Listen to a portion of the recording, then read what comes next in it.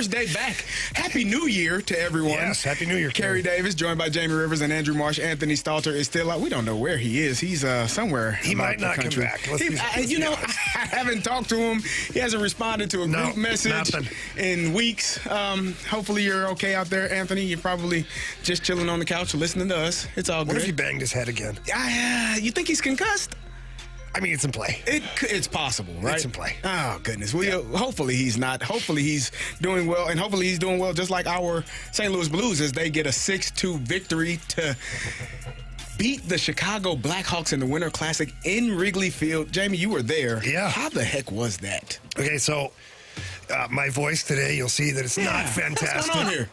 I think the elements of the Winter Classic. You think being outside did something to you? Being outside from like 11:30 a.m. till 7 p.m. in the wet and cold may have something to do with it, Carey. So you think? We're going to power through this as long as we can today. You've been drinking all of the medicine. I hope you stay awake. Like, I don't know what you're taking. I didn't take the sleepy stuff. Okay, because it looked like I looked over and you were pounding, and that was like your second or third shot of it. I got talked to nervous. Walgreens, and I think Walgreens thinks like the plague is about to hit. But no, the atmosphere at Wrigley Field, Marshy was there too. We bumped into each other. It was an awesome day. The thing that got me the most by surprise is just the heavy representation of Blues fans. Like, it was wild walking through the hallways of Wrigley and whatnot, and people just seeing other Blues fans fist bumping, cheering, go Blues. And then when the game starts, and Marshy, I'll defer to you on this too. Yeah. You have the Smashing Pumpkins up there playing their song, Tonight, Tonight. And then as they're singing, it's still going. Now, Billy Corgan sounded about as good as I do. Okay. Let's just be real. He's lost his fastball. But the point of it was that as the concert was ending, both teams came out of their dugouts and lined up alongside. And then the concert ends, fireworks go off a little bit. It was surreal. And then, Marshy, the national anthem always gets me. It was so cool, and I completely forgot that they clap. Everybody goes nuts during the national anthem. I went to the United Center a few years ago. It was actually the year the Blues won the Stanley Cup, and I was with my buddy, and he's a huge Blackhawks fan. And, we're standing for the national anthem, and everybody's just going nuts. And I'm standing, I'm like, what is going on right now? Because that's not Where's the respect? Yeah, that's like that's something that you typically see or do. I'm like, okay, yeah, this is pretty cool because it really gets you going for the game. And then they start doing it again, and Jim Cornelius was on the dugout singing, and everyone's going nuts. And I'm like, oh, yeah, I forgot about this. This is awesome. Like, it set the tone for what the game was going to be. Yeah, so, we've had our guy, Charles Glenn, who's an iconic anthem singer. Great we voice. love Charles, a friend of the show. Yeah. Love him very much. And he's one of a kind. Chicago also has their Charles Glenn in this guy, I forget his name, but he's got like that loud opera voice. Yeah. And he's belting this out. The crowd's going nuts. End of the anthem's coming up. The fireworks start going off, and then the 4 jets right across. I was like, I love that. Like, the national anthem, I have PTSD from it, because as it's being sang, I always start to sweat and feel like it's go time. Yeah. That, I felt like I could have ran through a wall. And so you all being indoor, you never really get the jets flying over. We get that. It's a hazard, Kerry. Well, yeah. I mean, they could fly over, but you wouldn't know. You wouldn't know. But being outside and hearing those jets fly over, it does do something to you. Like I just was in Florida for the Illinois Bowl game, and we had the flyover. It always, because you never know when you're gonna hear it, and you're like, oh my, and it just happens so quickly. But it does. There are moments as a former athlete where I'm like, I could probably lace. I could put it on right now. It grabs you. I may not have much in the tank. No. But for a couple of plays. But you'll feel like you do. Oh, yeah.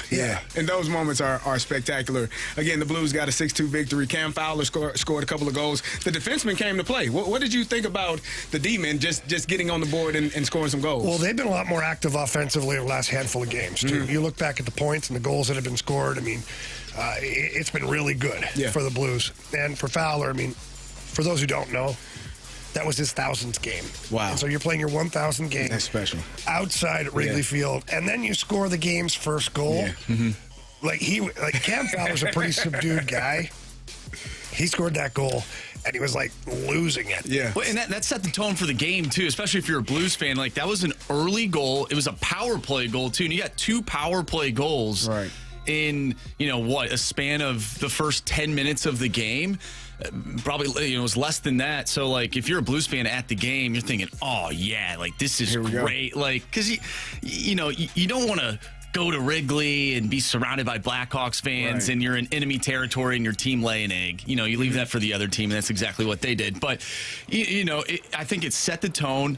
And I thought it was huge for, the event itself was awesome. But when you look at just the product on the ice, like the Blues played awesome. Right. I know, I was listening to the mic'd up stuff. They were talking about the ice was playing really fast. I thought the Blues looked fast. They looked like a great team.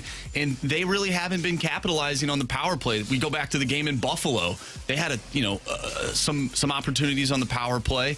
Even the game before that, they went 0 for gopher on the power play. So to have 2 quick power play goals in that first period, I thought it really set the tone for what that game was. What was the environment like in the stadium? Like, I know, Jamie, you're down on the ice. I was in the were you No, he was in stands. I was general population really? for this one. You weren't able to be down? No, you had to either be part of the broadcast for that day or whatnot. And so we had great seats. The Blues were nice, give some great seats. In fact, Jordan Binnington's mom, who's a lovely person, was sitting right next to us.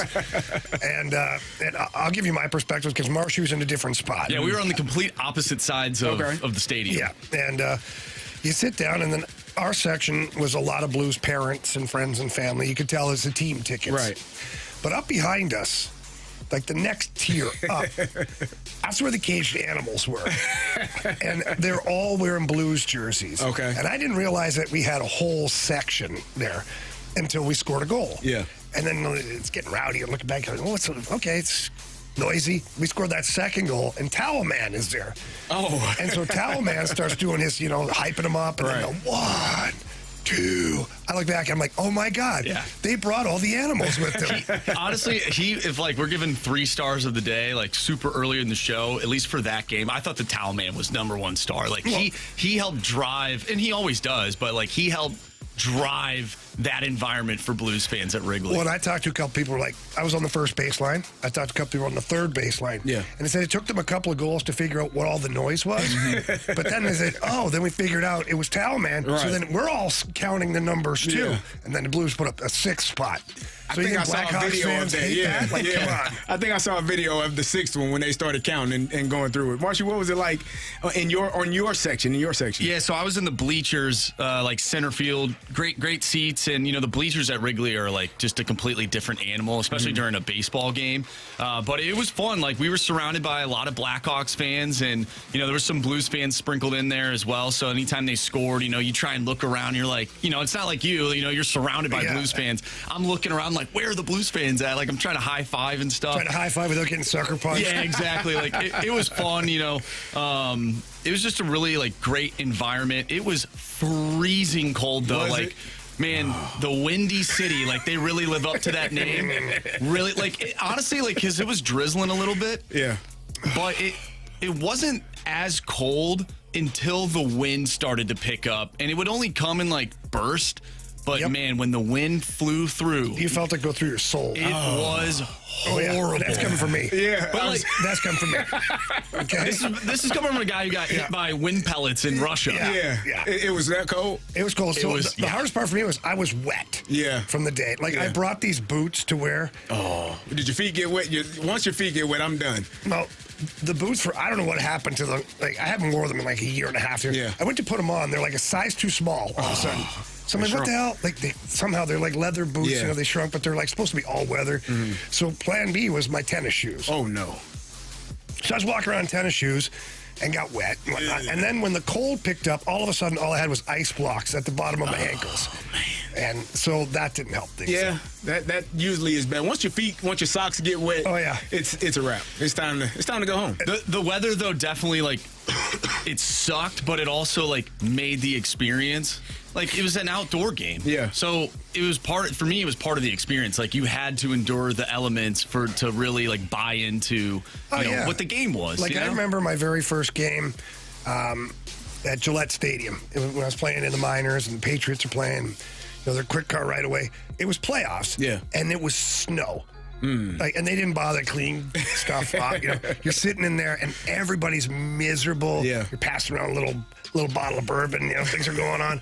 But it's like the whole experience. Like, you're looking over at the guy next to you, and he's going through the same crap as you are. And everybody's like, it's like a rallying point. Like, yeah, we're doing this, man. It's miserable for me too, buddy. You know what makes it better, though, when you're winning. Like, if you're winning in that environment, when you're getting your butt kicked, I've played in games where it's been miserable and we were on the losing end and I was ready to go home. Halftime, hey, we got to finish it, but do we? But when you're winning, it doesn't feel as cold. So for the players, I'm sure they weren't nearly as cold as you all were in the stands, because when you're winning and having a great time, it's definitely different for you. Yeah, and I will say this. Because of the conditions all day of just sprinkling, you know, it rained a little bit, but then it started to sprinkle. All they had to do with the Zambonis is go out and just keep basically like taking up the water. Yeah. Make sure there's no sitting water that's going to melt the ice. So by game time, the ice conditions were fantastic. That's awesome. So the ice was playing fast. So that's one part of it. But two, probably the biggest moment of the game is Braden Shen throwing down with Nick Foligno. Like, it was unbelievable. I thought when it happened, my son Haas was beside me, and I said, watch this. I go, if I'm Shenner, I don't do this, because I'm like, Foligno's going to want to fight here. Right. I had it backwards. Little did I know, Shen told neighbors to sit on the bench, and he went to kick up dust over there. And then what's funny is the players walk down the little thing, and they have to walk right in front of the people in the front row. Yeah. And it's all Blues fans, and people were losing their mind. And Shenner had this like crap-eating grin on his face, and it almost reminded me of like the Gladiator. Are you not entertained? Like in the Coliseum. So good on Braden Shen. I thought that was awesome. That's awesome. It was just an awesome experience, and you know, the Blues winning made it that much sweeter. Not only did they win, but they kicked butt. Yeah, that makes it much more fun. Indeed. That's Andrew Marsh, Jamie Rivers. I'm Kerry Davis. One player we spoke about, Cam Fowler, has been having a great stint since he's been here. We'll discuss how his play has helped evolve the Blues in the right direction. That's next on the Fast Lane.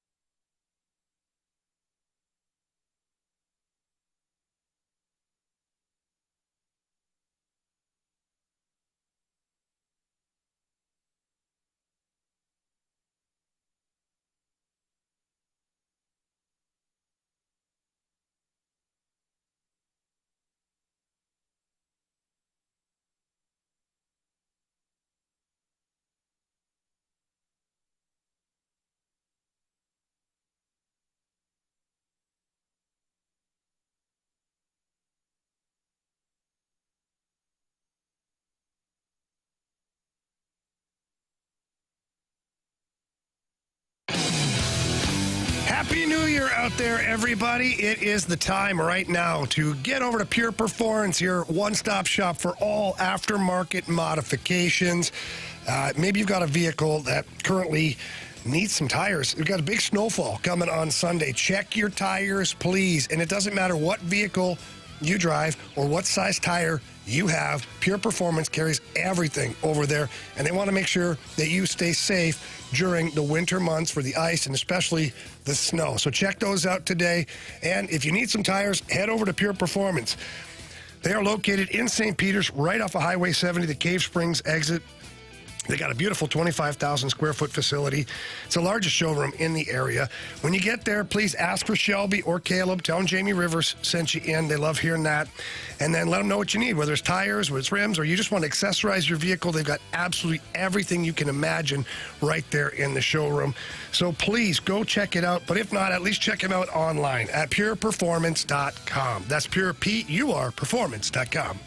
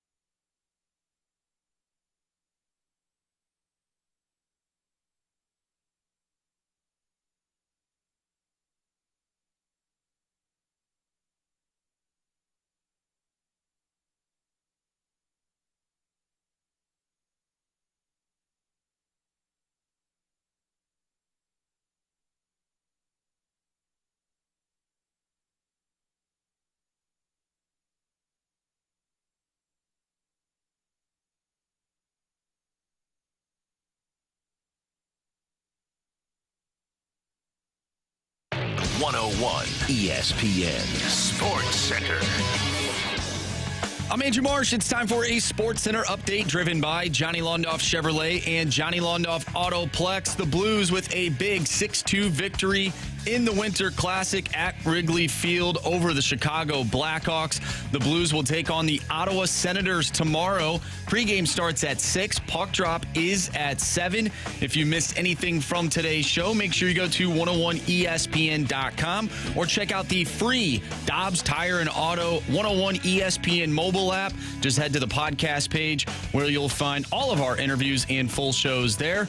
And it's all brought to you by Schaefer Door Company. Speaking of interviews, we'll talk with Chris Kerber at 3:15, so stay tuned for that. But coming up next, we're going to dive into the college football playoffs. A couple good games over the past few days. We'll get into that next right here in the Fast Lane. I'm Andrew Marsh, and this Sports Center update is driven by Johnny Londoff Chevrolet and Johnny Londoff Autoplex. See them at londoff.com. Chevy, together we drive. Are you kidding me?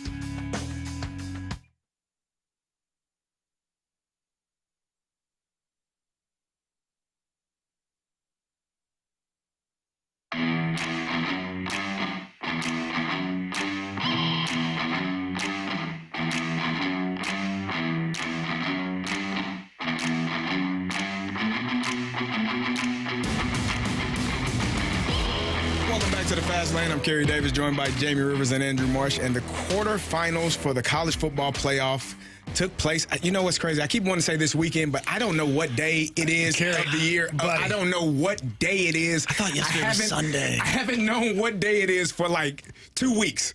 Yeah, so Christmas and all that kind of weirded things up. And then the Winter Classic, I'm driving home, I think yesterday. Yeah. See? Yeah, is yesterday New Year's Day? Yes. Yeah. I drove home yesterday, too.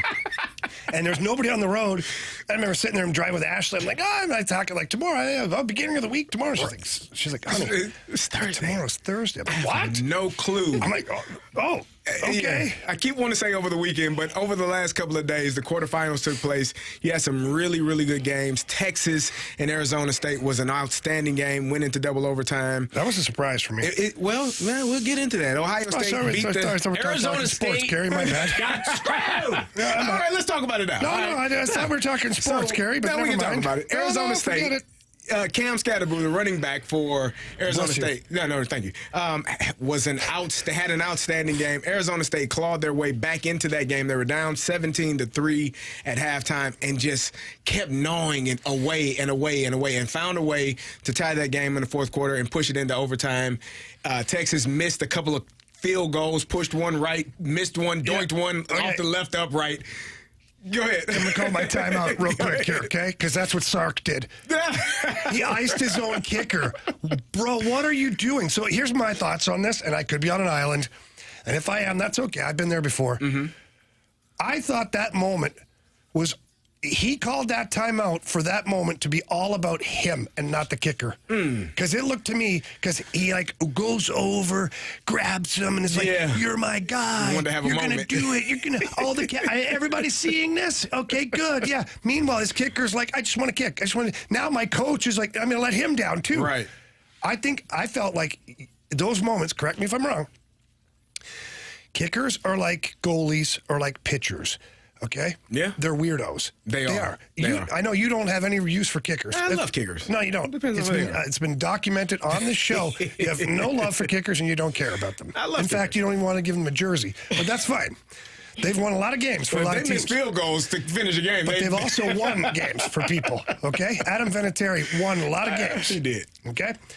But I felt at that moment, Sark, psyched his own kicker out. Yes. Bro, let him just do his thing. So they did have to call the timeout because the play before Quinn Ewers took the snap and kind of dove. So you're saying I'm wrong? No. You're saying I'm wrong. They had to call the timeout because Quinn Ewers took the snap and positioned the ball in the middle of the field. Yeah, where they needed it. So you call the timeout. Now, where I do agree with you is your kicker just missed a field goal. Bro, leave them alone. They are weirdos. Well, there's a lot of pressure being a kicker. There is a lot of pressure. So that moment grabbing this kicker by the face and I trust you, I love you. You're my guy. I'm probably... If I had a son, I'd want him to be you. You do have a son. Oh, well, I don't care. He's not here. Yeah. So that moment may have put more pressure on the kicker. And so what he did, he pushed it right the first time. So what do? It's like a golf swing. You overcompensate. You're like, I pushed this one right. Let me turn just a little bit. And now you push it too far left. You doink it off the upright and you're into overtime. And there was a play in that game in overtime that Marshy, I know. Not in overtime. In the fourth quarter, before we even got to that field goal. Gone to overtime. Whoa, Marshy. If you are looking for the definition of targeting. Yep. Oh, that's a hell of a hit. I don't know. Guy should have his head up. Well, he had his head up. He hit him right in the face. I don't know how I've seen much less egregious penalties called for targeting than that. And the only rationale that I could come to in my mind was maybe because the ball was tipped at the line of scrimmage, that the referee, and because if it's pass interference and the ball is tipped, they'll take it off. But I've never seen that for a helmet-to-helmet contact and not be called. I know that frustrated you to no end. Well, yeah, it's no secret that the refs, and we've talked about this multiple times throughout the entire football season, whether it's college or the NFL. I hate when refs don't get the call right late in games. And, to me, that was a call that needed to be called. That was something that needed to be called and ended up changing the dynamic of the game in that moment. Yeah. Now, I'm not saying Arizona State ends up winning that game because they have their own kicking issues. They missed up. There you go. And, that's why they didn't, they didn't kick the ball as much as they probably could have throughout the game. They went for it on fourth down quite a few times. But, I didn't like it. I didn't like it at all. But you know what? At the end of the day, you had a chance. I believe it was 4th and 13 with the game on the line. You stop Texas from getting a first down, and you win the game. And they scored a touchdown. And then what happens? You go out again in the next overtime. First play, they score again. And so that play for me, it was an all-out blitz. It was cover zero. And it seems like the secondary just got lost. He was ball watching. He was not. Well, I know you're supposed to do that, but he was not in position. He looked lost out there. The guy up the middle. He did. He ran right by him, and he was not in phase. He was not able to touch the receiver and be in coverage. For me, that call, 4th and 13. I'm probably going to keep everything in front of me and keep it at you line up at the sticks, meaning you line up at the yard marker where they have to get the first down, and you don't let anything. You can catch everything in front of me. You can catch everything, but once you get to this stick, I'm going to be right here in coverage with you and not allow you to catch a pass. Instead of rushing 7 and covering with 4, I understand the thought process behind it, but Quinn Ewers is not a rookie quarterback. He's not a freshman. He's a guy that's seen a lot of football. He made a great throw. They scored a touchdown, and then they go on to win the game in the next overtime. And I'm glad that game ended up being what it was, just because the game before the previous night, Boise State. Not the game that you'd like to see if you're a Boise State fan. That's a lot closer game than the score reflects, though. Well, it was. They held on for a long time. They did, but Ashton Genty turned the ball, fumbled one. He fumbled twice, but one turn. I don't think he sucks. He had a rough day. Like, there was Penn State. You got to give credit to those guys. I'm sure they talked about it all week leading up to this game. If you stop number 2, you will win this game. And they did a really good job. He only had one big run.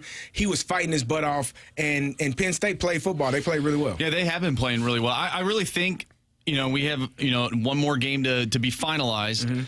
But I think Penn State and Ohio State is the national championship game. I agree. Ohio State beat the brakes off of Oregon. We didn't even get to that. We don't need to. Buddy, I turned that game on. I got back into town, and I'm organizing things for the week, paperwork and things like that. And I look up, and it was like 17-0. Yeah. In the first quarter, I go, oh my! Yeah. It was 34-8 at halftime. I'm like, what are they doing? You're done. The thing, and I will say this about Ohio State, because people have given Ryan Day so much crap. Oh, he's going to be fired. He can't beat Michigan. This is the worst Michigan team, and they lost. They did lose that game, but they came out against Tennessee, and it almost feels like they had a fast lane mindset. Forget it. We're going to be who we are. They came out in the all red, which Marshy hated. He said they should have lost the game as soon as they showed up with red pants on. The all red was a bit weird of a look. But so yesterday I had the same thing with Oregon. Their uniform combination was terrible. Why did they go with a silver helmet? It was so dumb. So I looked it up, and they wanted to combine like all of their the different uniforms they've worn. Well, let's just throw up on the players during the Rose Bowl. So they went with white pants, like just plain white pants. And, I really liked their jersey, but then they wore like some stupid chrome helmet with it. Should have had the green chrome helmet. They got so many options and choices for uniform combinations. They got like 40, 50, maybe 100 different options. They should have thought more about football than uniform. They should have. Maybe, because Ohio State had been thinking about it. That was a beating. They had been thinking about it since they lost at Oregon, I think, whatever week that was, week 7 or 8. So quick question for you guys. I know we're up against it here. Do you think the 12-team playoff is the way to go, or should it be an 8-team playoff? Keep it at 12. Okay. I know people. Some of those games were terrible. They were. And now that we've gotten to these games, like Oregon, Ohio State should not have been that lopsided. That should have been a way more competitive game. In fact, I'm sure that Vegas took a little bit of a beating on that one. I think Oregon was heavily favored. I think they took a beating. Same thing for Arizona State, too. Yeah. So, but Texas, Arizona State, good game. Ohio State, Oregon, a bit of a blowout. Penn State, Boise hung on as long as they could. Doesn't have the horses. And then we get down to the Final Four. I think it's going to be a battle, man. I'm looking forward to the game tonight, Notre Dame and Georgia. I think that's going to be a really good matchup. Who do you pick? I got Notre Dame. It's hard for me to believe that a team with their backup quarterback, this notion that, he's just as good. Well, you know what? If he was just as good, he'd probably have played already. Like, you had Carson Beck starting the entire season, and people were telling me how terrible he is. Well, if he's terrible, then why isn't the guy behind him starting, right? So for me, they're going with Gunnar Stockton. Carson Beck has torn UCL and had surgery, so he's not playing. You got a backup quarterback going against a Notre Dame team that has some explosive players. Defensively, I think they're going to do a good job. So I think it's going to be a good game, but I think I take Notre Dame tonight. I got the Dogs. Oh, of course you would. Good defense. They're one of my teams. I think 12 is the right number. I just wish some of the games were a little bit better, I guess, especially in the first round. The second, the quarterfinal, I think it has been fine. I think if Arizona State scores 5 points and that's it, or 8 points, they don't score a touchdown in that game, that's a bad look, especially with the way that the Boise State game ended up finishing. But Arizona State staying in it and taking Texas to the, to double overtime or however many I think it was double overtime. Yep. I think that definitely helped the college football playoff case. I agree. And I was rooting for Arizona State. Like, I would have loved, because to me, that they're the Cinderella-esque team, even though they got a bye. But, I was really hoping they would win. And I don't think Texas is that good. I don't either. Watching it, they couldn't run, couldn't stop the run. That tells me a lot about your football teams. Tells me you're soft. And that's how I feel about it. I'm not rooting for any SEC team. But that's my opinion. The Blues got a 6-2 victory over the Blackhawks in the Winter Classic. Can a more mature game lead to a bigger and longer winning streak for the Blues? We'll discuss it next on the Fast Lane on 101 ESPN.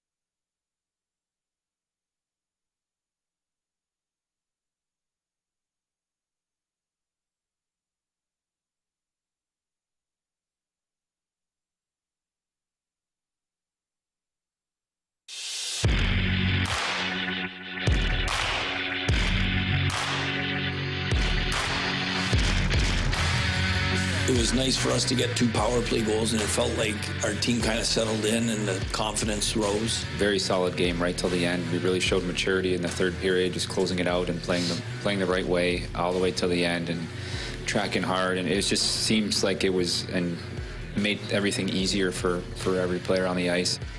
That was Jim Montgomery and Jordan Bennington discussing the Blues' maturity and their ability to play a good game and keep things sound. Jamie, what did you think? What did you take away? So we talked about this last week. I don't think you were here. And we talked about the Blues playing against the better teams. And, it's hard when you're a younger team or a team that's trying to find its footing to play against those good teams and have success. But when you're playing against bad teams, this is what you are supposed to do. And this is how you gain confidence. It's like, the preseason when you're playing a bad team or whenever you get a chance to beat up on somebody to gain your confidence, you should do it. I think they did a fantastic job. The Chicago Blackhawks haven't been playing particularly well this year, and the Blues took it to them from the start to the finish. How do you think that helps lead them in a way of winning more games? Yeah, first of all, nobody cares that the Chicago Blackhawks are having a tough year. In fact, I applaud it personally. But no, when it comes to the Blues, like the hardest thing to do when you're going through a retool, rebuild, whatever. I say that all the time because I don't know what we're calling it anymore. I don't know. People get mad when you say rebuild. They would rather hear retool. But then you say retool, and no, it's a rebuild. Okay, guys, whatever. You can't please everyone. I don't know. We'll call it a youth movement. That's not really it either because we brought in Fowler. Oh, my God. Okay. So whatever you're going through as a team, like the Blues are, you want to make sure that you're adopting the right way to play. And Doug Armstrong has added a lot of new faces in the last calendar year. Mm-hmm. I mean, 6 or 7 guys in the offseason? I know P.O. Joseph no longer here and whatnot, but still a good amount Fowler added. So you're trying to find your identity. And you have youth movement going at the same time. Guys like Bolduc, Holloway, Broberg. You still have Jake Neighbors. Everybody doesn't think he's a young guy. He's just 22 years old. Yeah. So he's still a young guy. You're wanting to teach them what it takes on a nightly basis to win hockey games in the NHL. And it can't just be one game on, one game off, one game on, one game off. It has to be a mentality of, and this is what I learned when I played with the Red Wings. No, I shouldn't say that. When I played with the Blues to start my career, we were a very good team. Mm-hmm. And it was a business mentality. Like we knew, like you're going out there and you're playing for 60 minutes. And it might take 65 if doing overtime. Right. But then it really, really accentuated things when I played for the Red Wings because their mentality, because they had so much success before that, was we're just never losing a game. Right. Like we don't come into the game thinking, oh, we might lose. We come into the game thinking, how bad are we going to beat the opposition? Now, the Blues aren't the late 90s, early 2000s Red Wings, at least not yet. Maybe not ever. It's a tough team to duplicate. Oh, no, they're on their way. You told me they were going to win a Stanley Cup this year. That would be nice. I certainly would applaud it. Yeah, and then win 3 more. Wow. Okay, Kerry. It's a good thing the expectations aren't set very high. But, no, I think there's a way of doing your business, and the Blues are slowly getting there. And I think that was the biggest complaint from some Blues fans last year and even the year before is like, they're here for a game and they're not. Right. They play too good and they're one bad. And it's like, what does it take to win? Mm-hmm. Well, playing a full 60 minutes, as cliche as that is, that's what it takes. And you're seeing now Blues are starting the games on time. And all that means is they're starting the game good. Pucks in the zone, good forecheck, good shots on net. Fortunate enough to score a couple of power play goals in Chicago at Wrigley Field. But you're seeing a better effort in the first period. You're seeing a better effort in the third period of closing out the opposition, not leaving them hanging around where in the past that's happened. There's still pockets. Like if you look at the end of the first period and a little bit of the second period yesterday, or last game against the Blackhawks, they gave back the game for a bit. Like you're up by 2, and all of a sudden you're only up by 1. Then you were out shooting the opposition 8-1. And then you ended the period down, I think it was like 12-8 to shots on goal after the first period. Right. Well, what happened? You gave back the game in some capacity. Now you have Jordan Binnington and you have Joel Hofer. Take your pick. I don't care who your goalie is. They're both great. And so you're able to avoid some of that catastrophe, but that's the maturation process of a team is learning how to win. And that's what Monty said after the game. We're still a group of players that are learning how to win. Learning how to win, all that means is learning when you have to simplify the game. Right. You feel the game shifting a little bit instead of playing into the opposition's momentum by doing something silly or high risk. You keep it simple. You lock it down. You crush their momentum. That's winning hockey. Yeah, one thing that stood out to me in that game was the Blues' ability to get to the front of the net. And like, I don't know, like I was watching back because, like, you know, when you're there, you really can't see from all the angles, right, like you can on TV. But I'm watching the game in the replay, and I'm like, man, I don't know if Mrazek, like, could make any of those saves. And I was wondering, like, that one looked bad. Which one? The Fowler wrist shot. But you see... No, but Seth Jones sticks his glove out trying to stop it, and he doesn't. Like, and then the whole time I'm wondering, I'm like, why is he still in the game? He gave up 6 goals. And then I went back and watched him, like, I don't know if he could have made any of those saves. At one point, it was 4 goals on 12 shots, I think. I was like, I think you can go now. You could probably get him out. Yeah. But, like, you know, Teravainen toe picks in front, screen. You know, the second goal is a backdoor pass.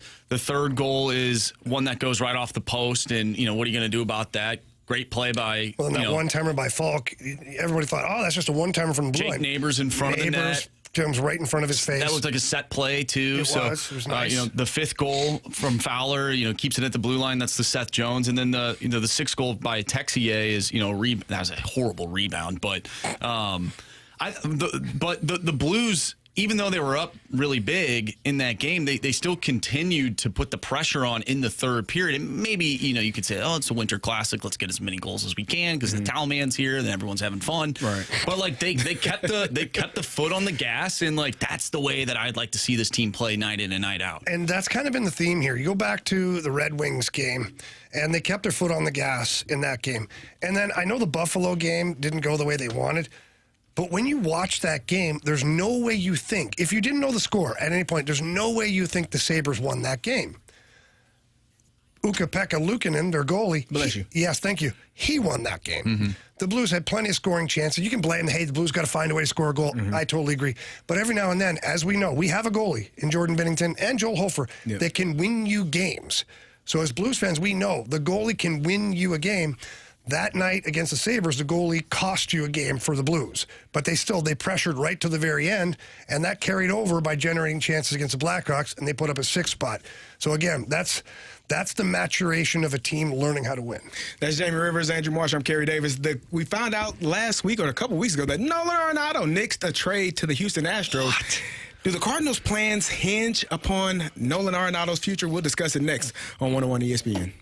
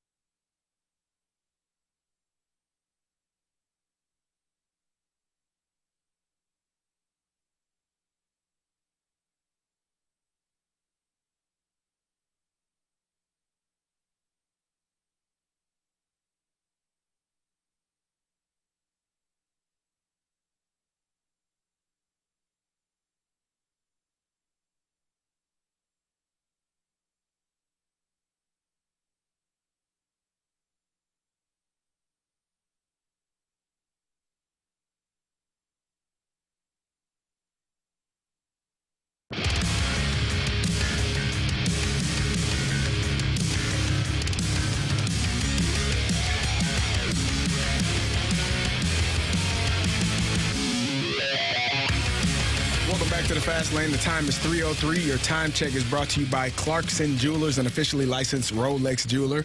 And we talked about it before the break. Nolan Arenado, he nixed the trade a couple of weeks ago, and we were finding this out. And the Cardinals, do their plans hinge on what Nolan Arenado wants to do? How do they go forward if he just says, nope, you bring me a trade? Nope, no, thank you. That's not what I want. I got one team now. I had 6, and then we also found out that there was a possible trade from the Yankees, and the Cardinals actually nixed that trade. They didn't want Marcus Stroman in return. So why would you not want Marcus Stroman in return? Too much money? And the Yankees were a team, I believe, that was on his list, one of the 6 teams. So now we're here. Nolan Arenado is going to be your opening day third baseman, more than likely, because he ain't sitting on the bench and you ain't paying him that much to watch games. So what does the future hold for the Cardinals if Nolan Arenado is still on this roster? Yeah. By the way, this whole thing is such a Cardinals thing. It's such a Cardinals thing. You got Nolan Arenado now on record saying that he'd be fine playing first base. Wait a minute. You have arguably one of the best third basemen in baseball history. I'd say he's got to be up in the top 5. Don't you think, Marshy? Yeah. I mean, right. Look at the gold gloves that he has. The platinum gloves, the gold gloves, the Silver Slugger awards. I know some fans may have soured on him in the last couple of years, but you can't forget his body of work. Correct. And now the Cardinals have this guy, a Hall of Fame third baseman, saying he'll play first base just to be a part of the team, to get out of the way for guys like Nolan Gorman. And I'm not saying... Do you think that meant for this team, or do you... Because I think that meant for another team. Maybe a team in L.A. that wears white and blue. It's possible. But he ain't playing first base on that team. He ain't playing on first base on that team. But maybe a team in New York that wears pinstripes. He ain't playing on that one either. Well, they just got, they didn't have him. They didn't have him when he made that To me, statement. it was just odd that, the statement. And then... The Astros, I mean, they're a good team. Like, they're good enough. Like, better than the Cardinals are. They're set up better than the Cardinals. And so he nixes that trade. I don't know. This is just soap opera written all over it. Like, it's going to be... If I'm the Cardinals, this is a distraction for my young guys that I don't need. Because the talk at spring training is not going to be Jordan Walker, Nolan Gorman, Quinn Matthews. It's going to be Nolan Arenado. Yeah. And you're like, come on. Like, just make it stop. But, well, how do you make it stop, though? If there is, he has earned the right, and Jamie, you know this as a former player. DFM. You work. Oh no, Jamie. What? You don't believe that. I do. Actually. You don't believe they're going to pay him to walk away. He won't accept it. He'll it's just like in the NHL when they say, "Well, we'll just put a guy on waivers in, and we're done with you." The player then usually goes, "Okay, hang on, whoop." Who called about me?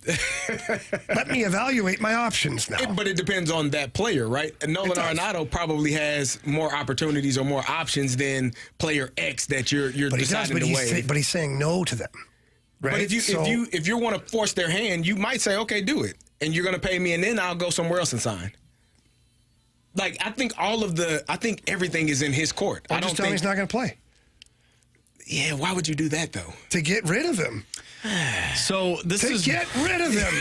That is the mission, is it not?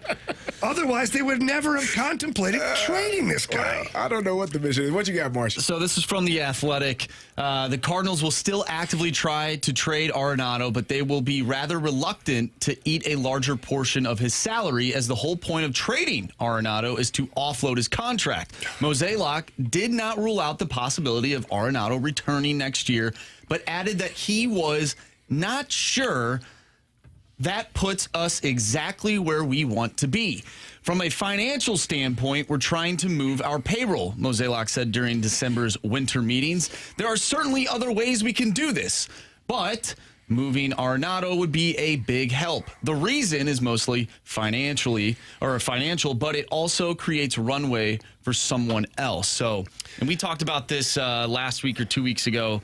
Really, this is... is it really that they're trying to open up spots? Or are they just trying to get rid of money? I said it from the beginning. I said they're Trojan horsing a salary dump into a youth movement, and we're pouring more resources into development. Really? Show me. You can't. There's no. Trust me, Jamie. That's what we're doing. There's no financial trail for us to see what a pitching lab is, or a new instructor, or another scout, or like whatever the heck they're doing, a consultant here, another base coach over here. Like, there's money attached to it, but they don't have to show those books because it's not player salaries. So it always has been about a salary dump for me from the beginning. So if you're unable to do that, you're stuck between a rock and a hard place. You have to play him. I don't see a way, because what you're saying is basically DFA him or let him go, but you're still eating the salary. That's that's what they don't want to do. They don't want the salary. So if you're Trojan horsing, wouldn't it be better to eat? Let's say call me crazy. I'm going to pretend to help the Cardinals here. Okay. I'm going to make a trade for Nolan Arenado wherever he wants to go. I'm going to make it work. And if I have to eat half of his salary, that's fine. Now I'm going to trade Steven Matz or Eric Fetty too. Now that whole salary, the number meets exactly what we would have dumped for Arenado. I understand that, but he has to agree to go. He has to agree to going to the place where you want to trade him to. But apparently the Yankees wanted him. I don't know if they want him now. Well, they might, if they pick up the phone and say, "Hey, will you take on half of his salary because I'll cover the other half?" Okay, deal. Goldie, what do you think? Goldie loves it. I think he may, and I don't know Nolan Arenado. I have never met him. Maybe I met him, but I don't know him personally. I've never spoke to him in depth and had, real conversation, man to man. But he strikes me as a man that I would hang out with, especially after he said, nope, don't want to go, because he's spiteful. It seems to me vindictive. They're spiteful and difficult to get along with. Well, some people are. You can have a beer with some of them. You're spiteful at times. What? Yeah. No. Of course. I'd hang out with you. I'd have a beer with you. I'm an angel. We'd have plenty of beers, and then we'd stand back to back and take on all comers. We would have a great time. I think we could invite Nolan Arenado into our circle of trust. He'd have to earn that. I don't think I've never seen the man have a beer. Can't trust that guy. I don't think he wanted to leave. That might be I it think too. The Cardinals are forcing him out. They are, That's what clearly. it is, in my opinion. And he doesn't want to go. It's not you. It's us. Yeah. It's the us. breakup. We No, don't it's have- not you. It's me. It's me. I'm the problem. I hate to do this. I hate that it has to end this way. It's not you. You're great. You're a fantastic person. It's me. You're going to make somebody really happy. They're going to love you. I'm just a real butthole. And he's like, nah, I want to stay. I want to be with you. We're going to stay here. No, you really don't. I'm really horrible. You don't deserve. I don't deserve you. That's what it is. It's going to be interesting to see how it all plays out, because I think, again, I've said this time and time again, he earned the right to have a no trade clause in his contract. He's played his butt off his entire career, and when you earn that right as a player, you know this, I know this, there aren't many times as a player where you get to choose where you go. You didn't get to choose when a team called you and said, hey, we're trading you here. I didn't get to choose when they said, hey, like you, don't love you, you're going to have to go find somewhere else to play. I don't have a say in that. No. You don't have a say in it. So as a player, when you finally get to say, yeah, hell no, I don't want to go. I'm going to stay right here. Yeah, this is what I want to do. Let me correct a few things here. One, I applaud the fact that he was able to get a no trade. Correct. His resume speaks for itself. And I also don't have a problem with him exercising his ability to block a trade. I don't. The player earned it. The team gave it to him. Bottom line. Because it was in reverse. The team would hold up their end. Like, correct. No way. Yep. But at this point, like for me, if I was Nolan Arenado, and I know full well the team wants to dump salary, and they're wanting to trade me, and I'm going to be viewed as the problem child by not just the management, but also the fan base, because I nixed a no trade, and now the Cardinals can't put Gorman at third, or they don't have the resources to sign another pitcher. I think at that point I'd sit down with John Mozeliak and say, okay, listen, I get it. I'm not mad. I'm really not. But here's where I want to go. And you need to make it work. Right. And if that means you have to eat half of my salary, then so be it. Right. But you and I both know that me showing up at spring training with the birds on the bat is going to cause a lot of media stir. Yeah. And that's all you're going to be talking about until I'm gone. And that's all I'm going to be talking about until I'm gone. It will be. It'll be interesting to see if he makes that decision or if he just says, you know what, I'm here, pay me, and I'm going to play. But I don't blame him for it. I don't either. That's Jamie Rivers, Andrew Marshall, I'm Carey Davis. The Blues beat up on the Blackhawks a couple of days ago in Chicago. We'll talk to Chris Kerber and get his thoughts on what he saw from the Blues game a few days ago. That's next on Fastlane.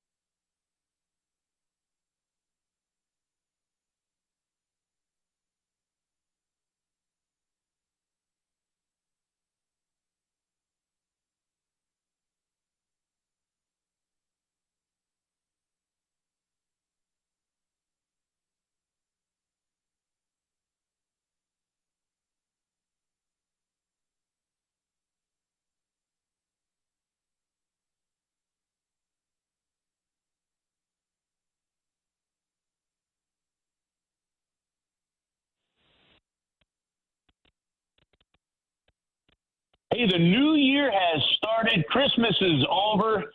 Look, winter's coming. I know we got a winter storm coming up here potentially over the weekend, and let's hope it's not as bad as it potentially could be.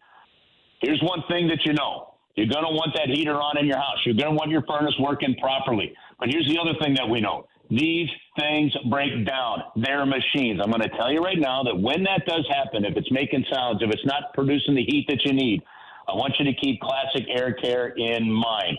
They're great partners of the St. Louis Blues. They're great partners here at 101 ESPN, and they will be a great partner for you. Look, they've got maintenance agreements and things like that they can get you through. But more importantly, if that HVAC unit breaks down, if that system breaks down in the middle of winter and you need somebody to get out and repair it fast, Classic Air Care is who you have to have front of mind. They've got filter subscriptions, so you never have to go to the store, buy a filter. They can give you an instant quote on an HVAC system. They stand behind their work, and they will take care of you. They've got a 4.8 rating with over 2,500 Google reviews.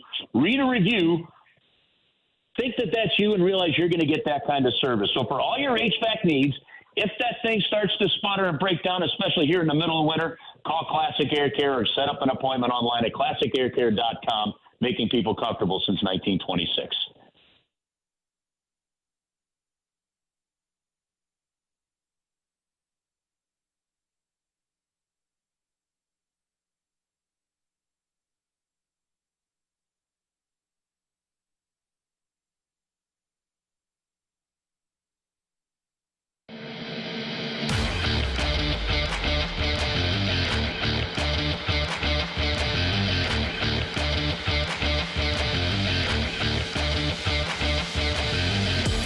Welcome back to the Fast Lane. I'm Carey Davis, joined by Jamie Rivers and Andrew Marshy. And we go to the Collier and Thompson phone line to visit with the voice of the Blues, Chris Kerber. Curbs, how are you doing, sir? Carey, doing fine. Happy New Year. How are you? Happy New Year to you as well. The Blues got a huge win over the Blackhawks at Wrigley Field in the Winter Classic. Just tell me about the experience and how that was calling that game and being a part of that. We were fortunate enough to have a broadcast location that was right down on the glass. So if fans remember on TV where the St. Louis Blues players entered the ice, we were just to the left of where they entered the ice. From a experience standpoint, it was unbelievable. You could hear the fans roaring. The Blues, listen, the one thing that people have been talking to me about since that game, and I'm talking players, other people, things along those kind of lines, every one of them, they're like, holy cow, Blues fans came to show up and be loud, and they drowned out Blackhawks fans at Wrigley Field. It was awesome. That opening ceremony with the players standing there, and then the national anthem, which always in Chicago is special and great, and then the flyover was one of the coolest things that I think I'd ever seen or been involved in sports. So I think the NHL events did an amazing job. Blues fans showed up. It was amazing. And then nothing better than just kicking the butt right on the Blackhawks right there on their home turf, too. So I thought the whole experience was first class, fantastic. And, I mean, it's pretty cool when you're talking to a guy like Brandon Saad, who that was his 6th outdoor game, and he goes, that experience was off the charts unbelievable. Curbs, that tells you something. I wanted to ask you, being down close to the ice, like what is the difference from a broadcasting standpoint than being up in the booth and being able to, kind of see the entire field? Like, is it a little bit different for you calling the game? It was very different, Marshy. There's a couple of different angles from there. Number one, there's the technical side of it, where we were, which was kind of about just inside the blue line, halfway between the blue line and the top of the circle on the penalty box side. Once the puck was dumped down the ice on that near side, you couldn't see into the corner, or a linesman might stand there and block your way. So the moment that a dump-in would go down to left, so sort of towards the third base side, I'd have to look up, and then I would call the game off the video board there at Wrigley Field and see who had the puck in the corner, and then over to the other side, then I'd go back to the ice. The other challenge is sometimes there are people right in front of you. That's the technical, how do you call it side. The other side of it is there's something that every broadcaster should experience this. You've been doing these games a long time, and you just get so used to how the game looks from up high. and this is something that Jamie obviously is always going to be able to refer to and stuff, but as a broadcaster, if you didn't play in the NHL, it's different. Holy cow, the size, the sheer speed. There was a glove save by Jordan Binnington in the first period on a shot from Seth Jones. And Seth Jones is literally right in front of where Joey and I are sitting. You can see his intent to shoot. You can see it from right behind Seth Jones, the open part of the net. There's two bodies in front of Binnington. You can barely see Binnington. You're like, uh-oh, this is a goal. And next thing you know, you see this glove reach out and grab it. Well, Binnington kind of peered to one side, got the glove over. I think if Seth Jones had a little more sauce on it, I don't know if Jordan would have had the time. But in the end, what from up high would have looked like a routine save, or, I mean, a good save, but just a good glove save, from that level was a spectacular save. And I think as a broadcaster, one of the things I take from that is just the reminder of just how big, how fast, and how difficult sometimes that puck can be for guys. And just like I said, awesome experience all the way around and enlightening as well. Yeah, Curbs, I had the opportunity to be there. I was amongst the sea of blue at Wrigley Field. It was an unbelievable experience to be with so many Blues fans. And you know, we all talk about the experience, and it was second to none. However, from an on-ice standpoint, there was a lot to be excited about as well. You know, for you, calling that game, you know, what are a couple of the highlights in that game that really got you?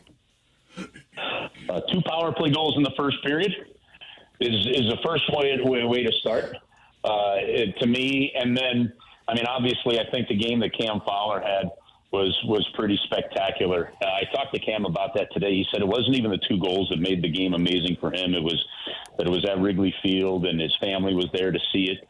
You know, after the trade, I think he'd gone, 16 days or something like that without seeing his kids. He's got a 2.5-year-old son, and they're expecting another son soon. So there's a lot going on in his life. So it was a big change for him.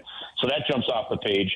But Jamie, the thing for me was it was really clear that the Blues had the experienced players in outdoor games for the most part. And guys like Parayko was playing in his 3rd Winter Classic. 7 or 8 other guys were in multiple outdoor games. Jim Montgomery's experience as a coach, he was on the bench for Boston last year at Fenway Park. And what the St. Louis Blues had to do, Steve Ott told us after the game, was we knew that this had to be a strong north game. In other words, get the puck, move it up ice, get it in, and go to work. That's the only way you can find success in an outdoor game because of the ice conditions and the elements. And that's what the Blues did. Well, the ironic thing, Jamie, is that's exactly what the coaches have been trying to get the team to do, even on the indoor games. And so what happened on the power play? They kept it simple. They had a shot mentality. They scored 2 goals, right? What happens in the game 5-on-5? They kept it simple. They moved north, and they win the game scoring 6 goals. And both Steve Ott and Jim Montgomery in different conversations I had with them said that is exactly what the doctor ordered, and that's the recipe for success, whether it's inside or out. Curbs, it's no secret that I absolutely love Braden Shen as a player and as a captain and just as an individual. And watching that game, I was standing with my son, and as Foligno was lined up, Braden Shen comes over, and I didn't realize at the time that he had went out for Jake Neighbors. I just thought he was lining up on the wing, and I said to my son, I bet Foligno's going to want to go here. And then they have a go at it, but then find out later on that Braden Shen told Jake Neighbors, hey, stay on the bench, and if he doesn't want to go, I'll come right off. But what does that tell you about a guy like Shenner who gets out there, your team's in the lead at that point, he's sensing the energy and the excitement at Wrigley, I was going to say in the barn, but at Wrigley, and he gives a tap to their captain, who is a tough dude, with all due respect to him as well, but he goes out there and does that. Well, I agree with you. When they dropped the gloves, which was pretty much right in front of us, and the Foligno got the first set of 5 or 6 jabs in from the collar. Braden Shen balanced it out with some of his. Then they got in tight. Foligno got Braden pretty good with an uppercut. Braden responded back with one over the shoulder on the right. We initially thought it's 5-1. Chicago, after 2 periods, got booed off the field by their fans, right? Kind of weird to say booed off the field, but we consider in this case. And you figure, okay, well, you've got to have some jam. You got to have some heart, right? And so, like you, Jamie, we're like, okay, kudos to Braden Shen for showing Foligno and his long time in the league respect, giving him a moment to fight for his team, that kind of stuff. So when you find out afterwards that it was Braden Shen that asked for the fight, you're like, what? Because he didn't have to do that. I asked Braden about it. He goes, when else are you going to get a chance to fight at Wrigley Field? Okay. So maybe, there might be a little Hugh Jackman greatest showman there in Braden Shen, right? Understanding the moment. So he's got one of the rare Winter Classic fights, over the years of this showcase event. But I think it also just continues to fire his team up. They're, whether it be now Tyler Tucker, Jake Neighbors, a few other guys, it's time for some other guys to step up in that role when the moment happens. And Braden Shen has led that way, but pretty cool. They loved it. And you could tell they went to the corner where all those Blues fans were sitting, and my daughter's got this great video. The whole section is singing when the Blues come marching in, and the fans were so amazing that when they skated to the corner of the rink with their sticks high and acknowledged like the supporters section as if they were an English football team, I thought it was cool. And just, look, it took a while for them to name a captain. I felt all along, shoot, guys, we talked about it on the show back then. That to me, I felt like it really was in some ways a no-brainer. In most ways, that with the look at this group, Braden Shen should be the captain, and they've got the right guy. Kerbs, you mentioned all the Blues fans that showed up at Wrigley the other day. What do you think that means for St. Louis and maybe getting in some of these like outdoor games or just NHL events in general moving forward? Well, I interviewed Gary Bettman prior to the game in an interview that we aired during the first intermission, and I specifically asked him about this St. Louis Blues franchise under the stewardship of Tom Stillman and his ownership group, and related it to the fact that TV ratings are always terrific. Radio ratings are always terrific. The way the team travels, it's not a coincidence that has all happened, and the St. Louis Blues have been in 3 of the last 8 Winter Classics. And I want fans to keep this in mind. When this outdoor game started, and every team's like, when are we going to be involved? When are we going to be involved? For those fans in St. Louis may remember, like, geez, St. Louis, are they second class in the league? Are they going to get a chance? Well, now they are one of just 4 franchises, Pittsburgh, Boston, and Chicago, the other 3, that have played now in 3 or more Winter Classics. And the Blues have done it 3 times in the last 8 years. I think the league fully respects and knows what Mr. Stillman's ownership group is about. Gary Bettman referred specifically to the Centene Community Ice Center and what that has done from a grassroots standpoint of continuing to grow the game, the commitment to growing the women's side of it and the girls' side of hockey in St. Louis. They put all that together. And one thing that Gary Bettman has done is when franchises have stepped through those kind of hoops, he has made sure that those cities have been rewarded. Make no mistake about it, Marshy. The Blues have been in 3 Winter Classics, yes, because they've had some pretty strong teams and are good on that side. But they've been in 3 Winter Classics because this fan base is what it is. And as Gary Bettman told me in that interview, he specifically said, we've known for a long, long time that St. Louis is a true hockey city. And I think that speaks volumes for our fans. Blues take on the Ottawa Senators tomorrow. Puck drops at 7 p.m. at Enterprise Center. Pregame at 6 p.m. You can hear it here. You can hear Kerbs and Joey Vitelli and Alex Ferrario tomorrow. Kerbs, Happy New Year, and we will talk to you next week. All right, guys, welcome back. Welcome into 2025, and let's see if the Blues can put a playoff push together. Indeed. That's Chris Kerber joining us. Coming up next, we have NFL Week 17 Instant Reaction. We'll get some of the guys' opinions on what you saw from this past weekend in the NFL. That's next on the Fast Lane.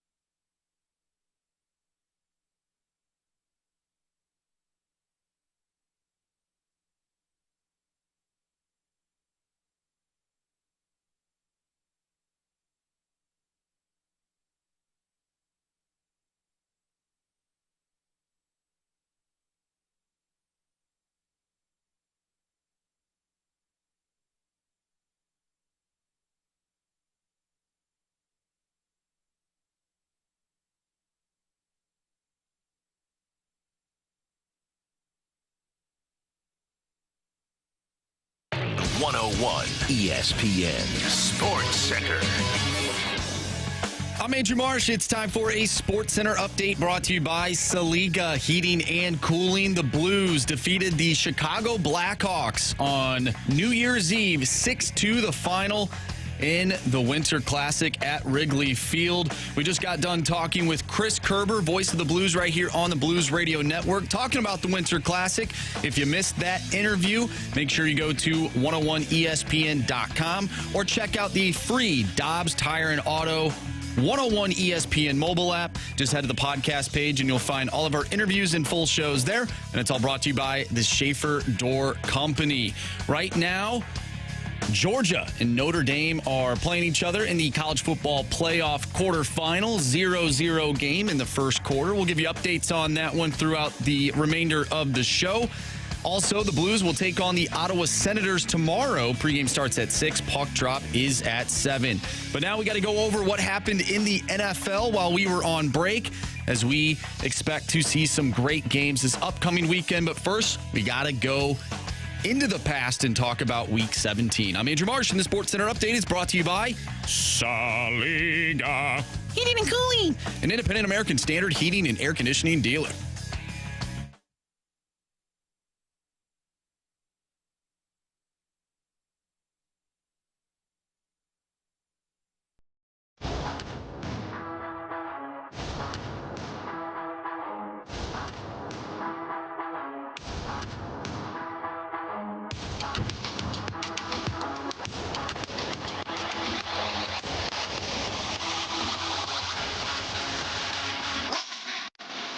Welcome back to the Fast Lane. I'm Kerry Davis, joined by Jamie Rivers and Andrew Marsh, and we have our NFL Week 17 instant reaction. And fellas, I got to tell you, my Week 17 didn't start off so great. You know, Christmas Day, I woke up, got my kids their stuff, and I was able to just sit on the couch and expecting some good football. All I wanted for Christmas was a Steelers victory, and I got another damn loss by the Pittsburgh Steelers to the Kansas City Chiefs, and I'm a bit frustrated.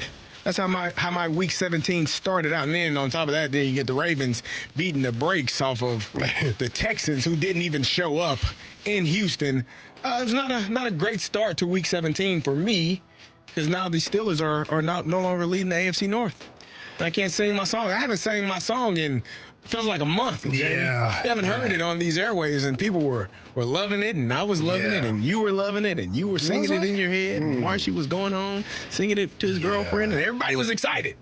And then here we are, Week 17. The Steelers, 29-10, can't get anything going. Yeah. Bit frustrating.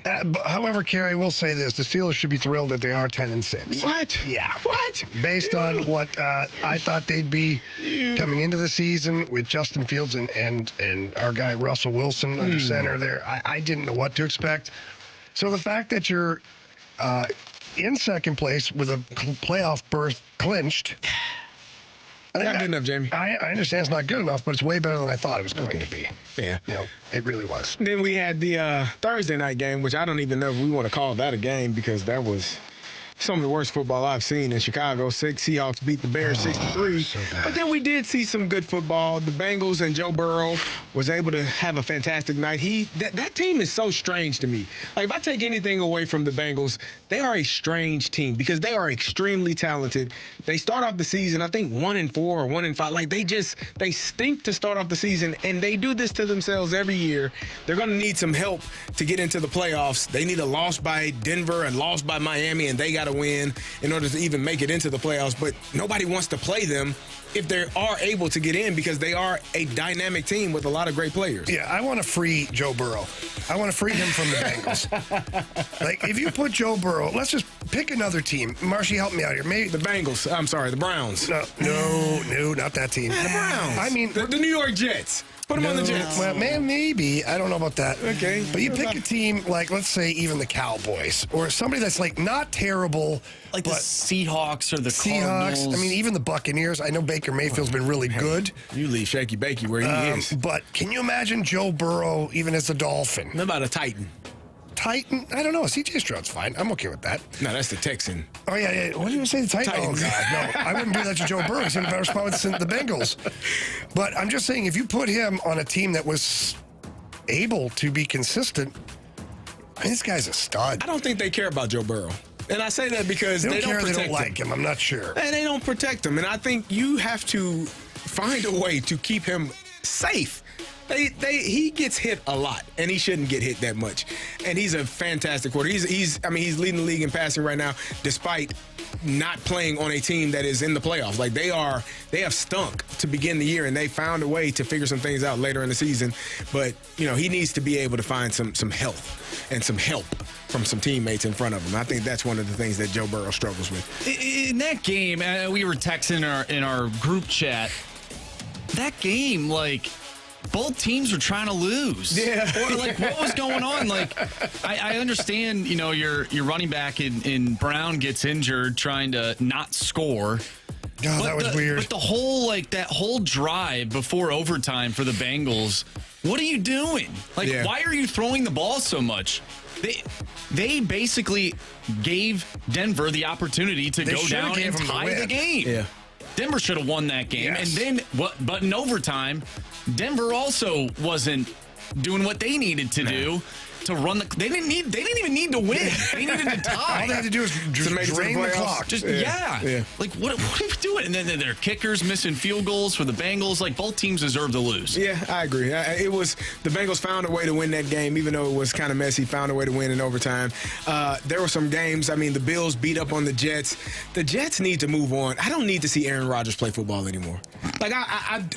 I'm sorry.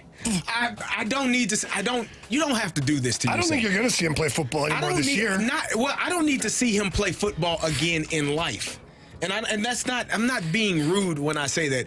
I feel like he's past his prime. I feel like it hasn't been this. The Jets said they were a quarterback away. He goes and snaps his Achilles 5 plays into the season last year, and it hasn't been great this year. I don't need to see it. I just don't. Yeah, the Jets are part of my game notes later, so I'll leave that on the table for now. But yeah, there's a lot of weird stuff going on in the NFL, and the Jets are part of it.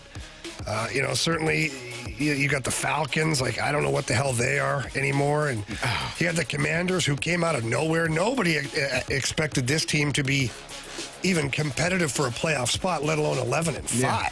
They've been playing really well, and Jaden Daniels is he might be the rookie of the year. I think you've had some other players play pretty well, but I think he's leading his team to the playoffs. He's done a fantastic job of playing football at a high level this year.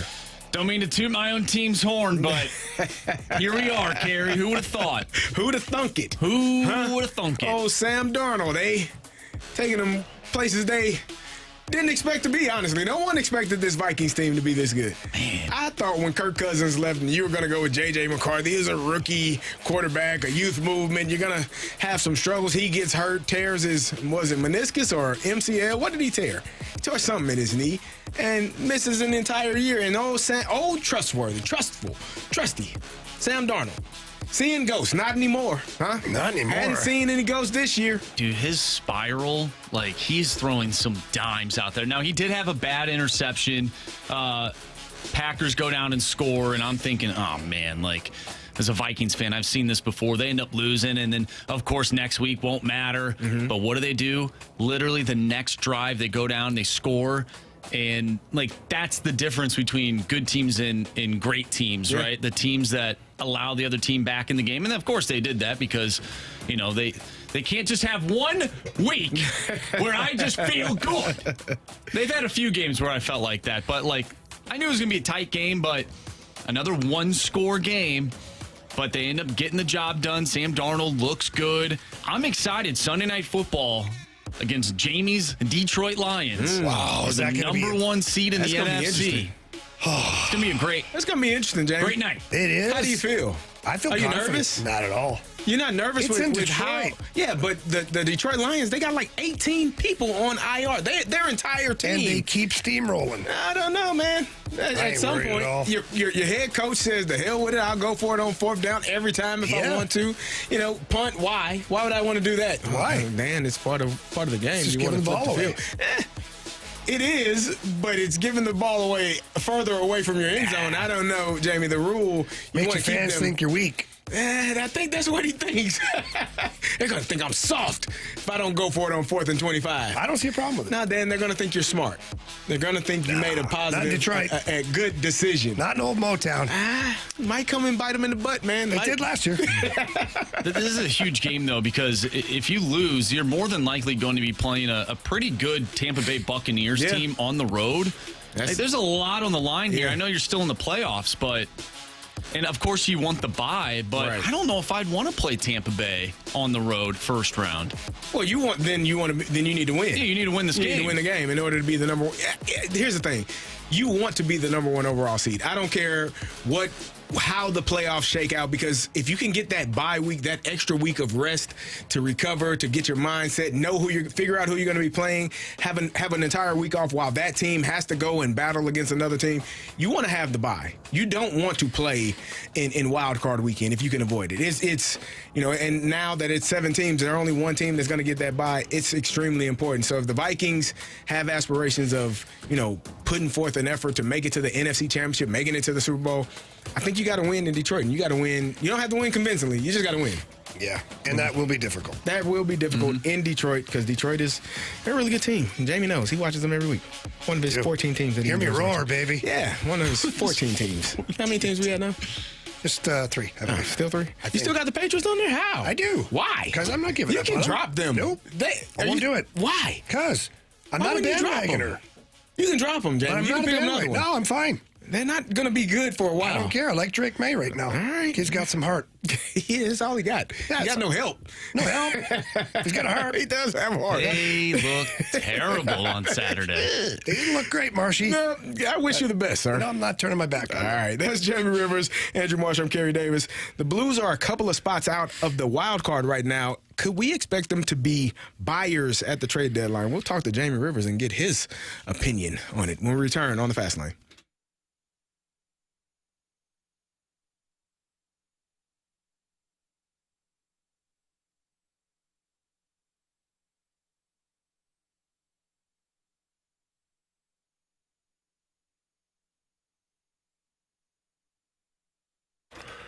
If you're thinking about selling your home anywhere here in the St. Louis area, it's not exactly the time to take a chance and just wing it with any regular real estate agent. You want somebody who can get your home sold. And that person is Gloria Liu with Your Home Sold Guaranteed Realty. Look, Gloria Liu has been in the business for over 20 years. She understands the market trends, and she understands whatever area you're in, what the proper pricing is for your home to get it sold. Then, once the negotiation part starts, she gets you to the closing table, and she gets you the most money she possibly can right away. And right now, she's got thousands of buyers ready, willing, and able to purchase your home. That drives more traffic to your listing, hopefully multiple offers, and we know what that means more money in your pocket, and that's all she wants. That's all I want for you. So please call Gloria Liu. Tell her Jamie Rivers sent you in. Her number is 314-325-6888. Again, that's 314-325-6888, or you can always visit GloriaHasTheBuyers.com.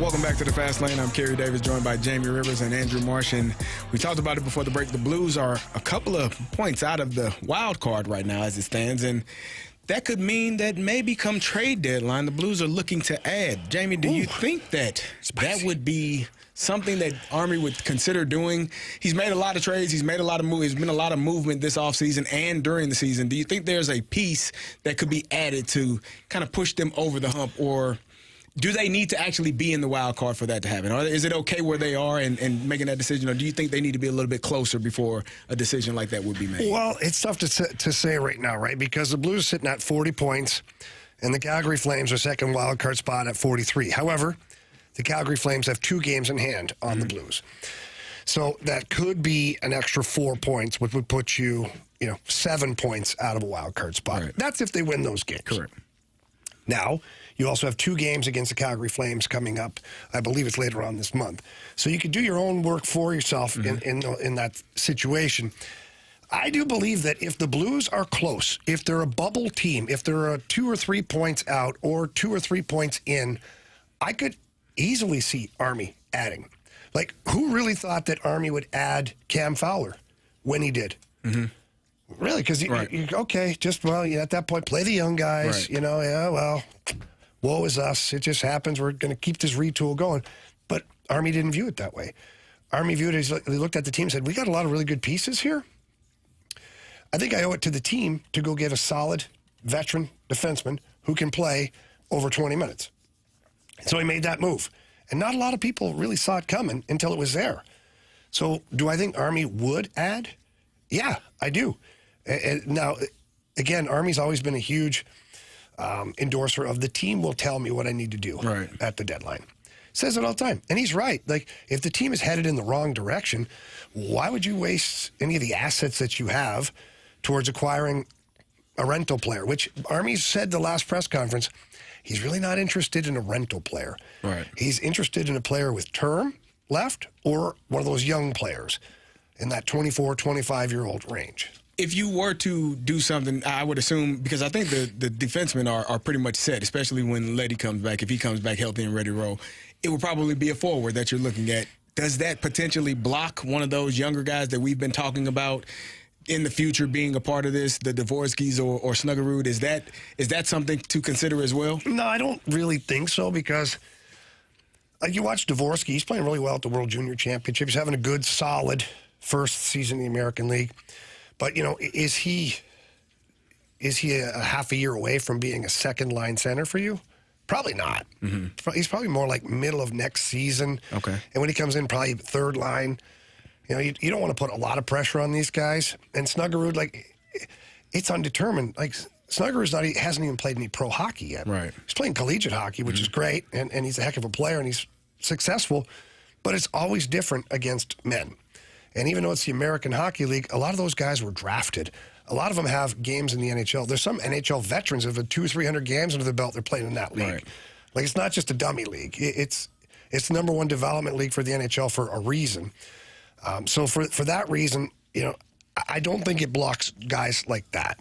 I think that if Army was going to add something at the deadline, he'd probably go looking for a second-line center. Okay. I think that, we've seen a lot of third-line variations. We've had Sundqvist at center. We've had Holloway at center. We've had Fox at center. Matthew Joseph now is playing center sometimes up there on the fourth line.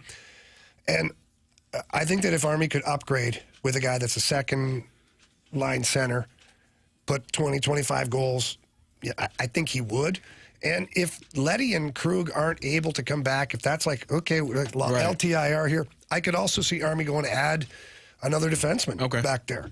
Shore up the defense and then hope for the best up front. Is Snuggerud closer? You said Dvorsky, you think it's probably still a year and a half, so 26 at midseason or after the trade, after the new year. But is Snuggerud, because we were talking about maybe he would be here last year after his collegiate season ended, is that a possibility for him after the college season ends this season? I think it's a possibility, but it also depends on where the Blues are in the standings.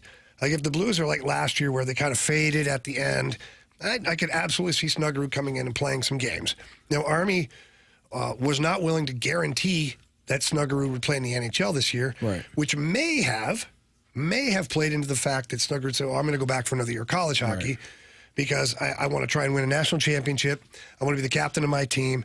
And, if I'm not going to play automatically in the NHL, then I might as well play in college and keep developing. Yeah, keep getting better. But let's not forget, again, like we just talked about, like the American Hockey League is a tough league. Mm-hmm.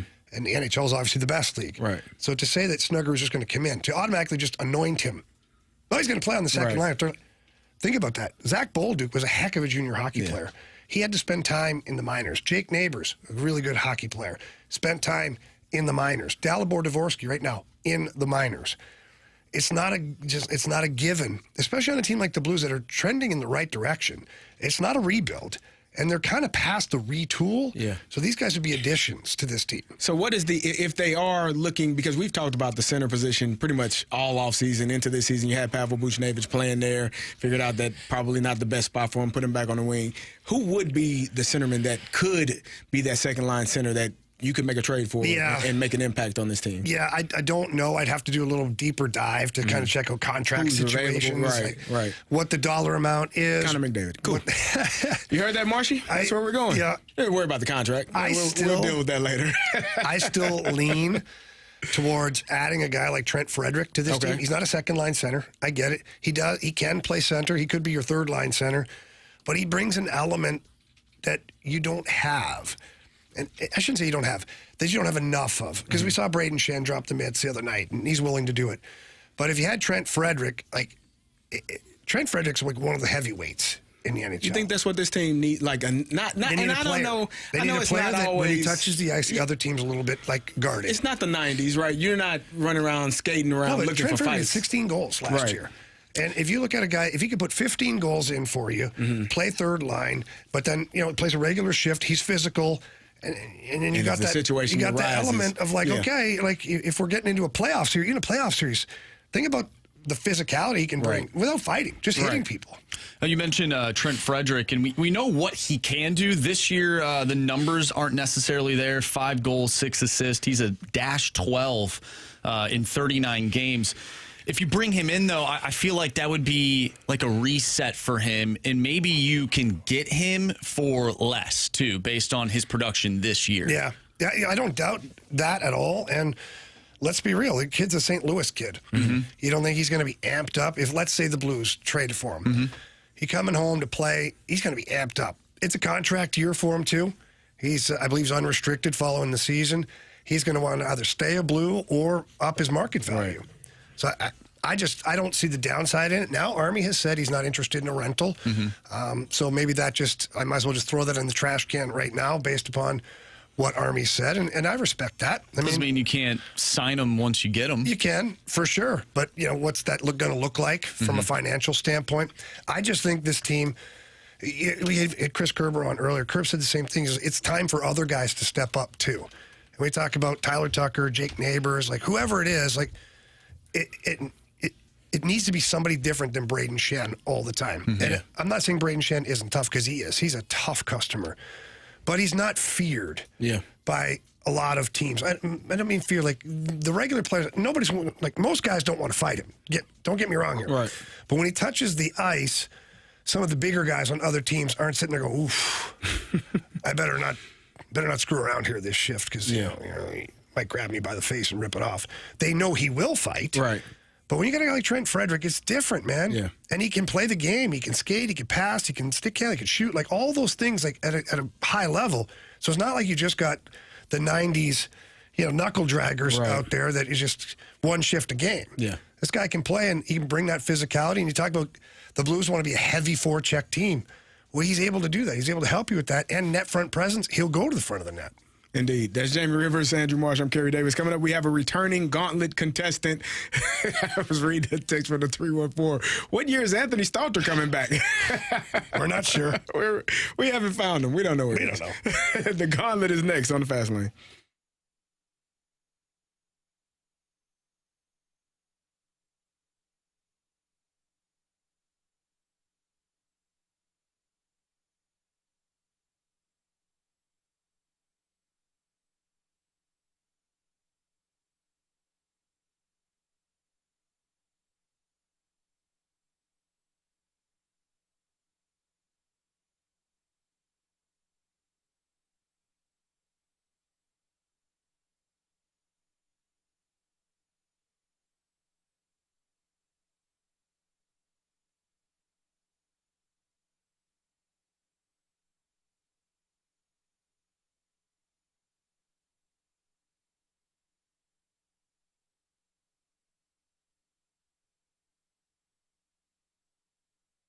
Jamie Rivers back with you here, joined by my good buddy Stewie from Stewart's American Mortgage Corporation. Stewie, it's a new year and new times for people, and there are people out there that have a lot of debt, whether it was last year or the year before. It keeps building and building. What have you got for some of our listeners? Jamie, this is a big issue in today's world. Debt, credit card debt, student loan debt, all these things are here. And the money that you have or make seems to be going in and out, quicker out than when it's coming in. We have a solution for you to improve your cash flow. Do a debt consolidation loan. I heard about this on the radio and this and that and the whole. You hear about this all the time, but you don't actually make a move on it. This is an opportunity to really change your quality of life. We took an ESPN listener, $80,000 in debt. They combined their home equity line of credit, their first mortgage, and pay off all their debts, saving $3,600 a month in payments. They're ready to give up. They're ready to file bankruptcy. They're ready to go ahead and do one of these debt consolidation, not-for-profit programs, which is like a bankruptcy. We fixed it. They're on their way back to health. Once the cash flow is improved, life gets better. 6 months from now, they'll qualify for better rates. We'll do it again, all for free with the bagel loan. So call us. We'll tell you about what your options are. Don't procrastinate. The new year's here. We can make it happen for you. Yeah, and I can vouch for Stewie. He is on it. If you need help, he's going to help you immediately.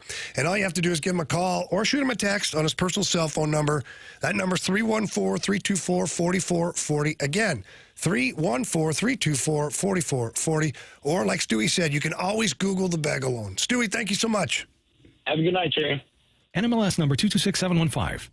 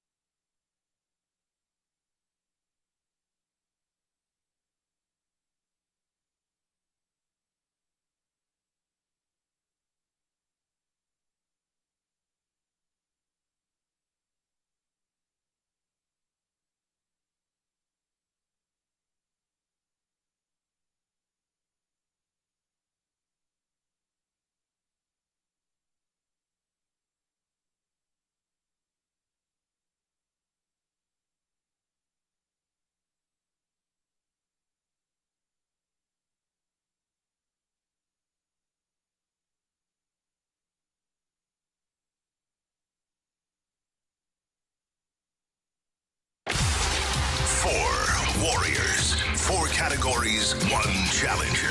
Can you survive the Gauntlet? Brought to you by Blue Note Roofing. Roofing, siding, and gutters. Visit BlueNoteRoofingSTL.com for a free inspection.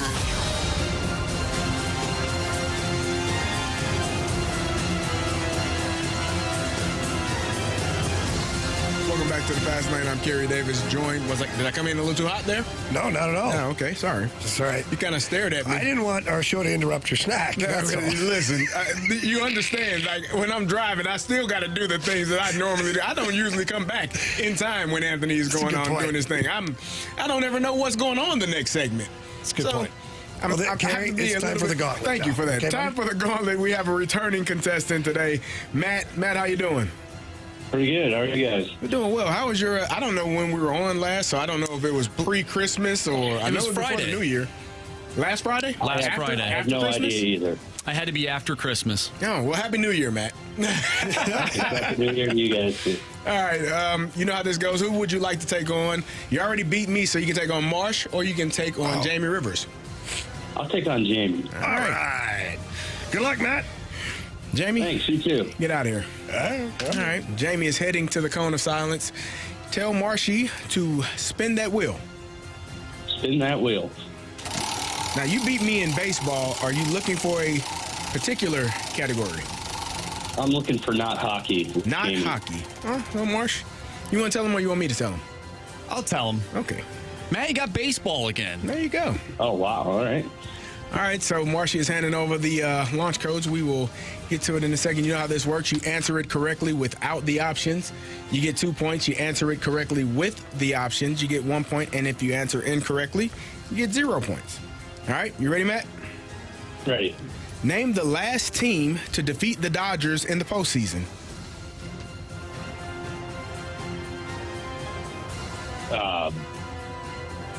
That would have just been this year, right? So, no, not this year. The Braves. Braves? Yeah. Final answer? Final answer. Question number 2. Which of the top bullpen arms in the AL East pitched for manager Tim Jameson at Mizzou? I'm going to need the options. Options are Ryan Presley, Pete Fairbanks, or Luke Weaver. Presley. Final answer? Perfect. Question number 3. Who was the primary catcher for the 1999 Cardinals team that finished 4th in the NL Central? I feel like I should know this, but I'm going to need the options. Is it Tom Pagnazzi, Eli Marrero, or Carlos Hernandez? Oh, 99 was too early for Marrero, right? Let's go Pagnazzi. Final answer? Final answer. Final question. Team-wise, who scored the second most runs in baseball last year? Hint, Arizona led the pack with 886. So teams with most runs. Who came in second in that category? Give me options. Options are the New York Yankees, the Los Angeles Dodgers, or the Philadelphia Phillies. Let's go Yankees. Final answer. All right, we'll get Jamie back in here. How are you feeling, Matt? Not so good. No? Okay, well, we'll see. Jamie has been out for a while, and he's not feeling great, so you might, how you feeling? Jamie, you feeling better? Not great. You were pounding down the cough syrup, the medicine, not anything else. I don't think. Hell, When you started that off, Carey, it's like, I don't know what you. Jamie stepped into the cough syrup. I've heard that bourbon can help some things out, but Yeah. I'm not willing to go there today. Okay, We need to well, get healthy here. Yeah, it will help. Get your hot toddy, pour a little bit in there, some tea. I had one of those this weekend, There actually. you go. You'll be good to go. Marshy. You're All feeling right. better. Well, you guys, everybody, Carey said, go do it. Yeah, man. When you get Yeah. off work and get home and situated at the house and not driving. No, Take absolutely. care. No, never drink and drive. Nope. So your category today is baseball. I love baseball, Carey. Marshy, tell him. Pack a lunch. All right. Are you ready? I have no idea. Yes. Okay. Name the last team to defeat the Dodgers in the postseason. Options, please. Is it the Arizona Diamondbacks, the San Diego Padres, or the Atlanta Braves? Arizona Diamondbacks, please. Final answer. Question number 2. Which of the top bullpen arms in the AL East pitched for manager Tim Jameson at Mizzou? Oh, God. Options, please. Options are Ryan Presley, Pete Fairbanks, or Luke Weaver. I don't think it was Luke Weaver. Who are the other two? Ryan Presley or Pete Fairbanks? I'm going to go with Pete Fairbanks. I don't know why. I have no idea. It's a guess. Final answer. Who was the primary catcher for the 1999 Cardinals team that finished 4th in the NL Central? What year? 1999. 99. I feel like that would have been Mike Matheny, but I'm not sure of the timeline. Options, please. Options are Tom Pagnazzi, Eli Marrero, or Carlos Hernandez? Okay, I'm glad I asked for the options on that one. Can we get them again, please? Tom Pagnazzi. I don't think it was Eli Marrero, or Carlos Hernandez?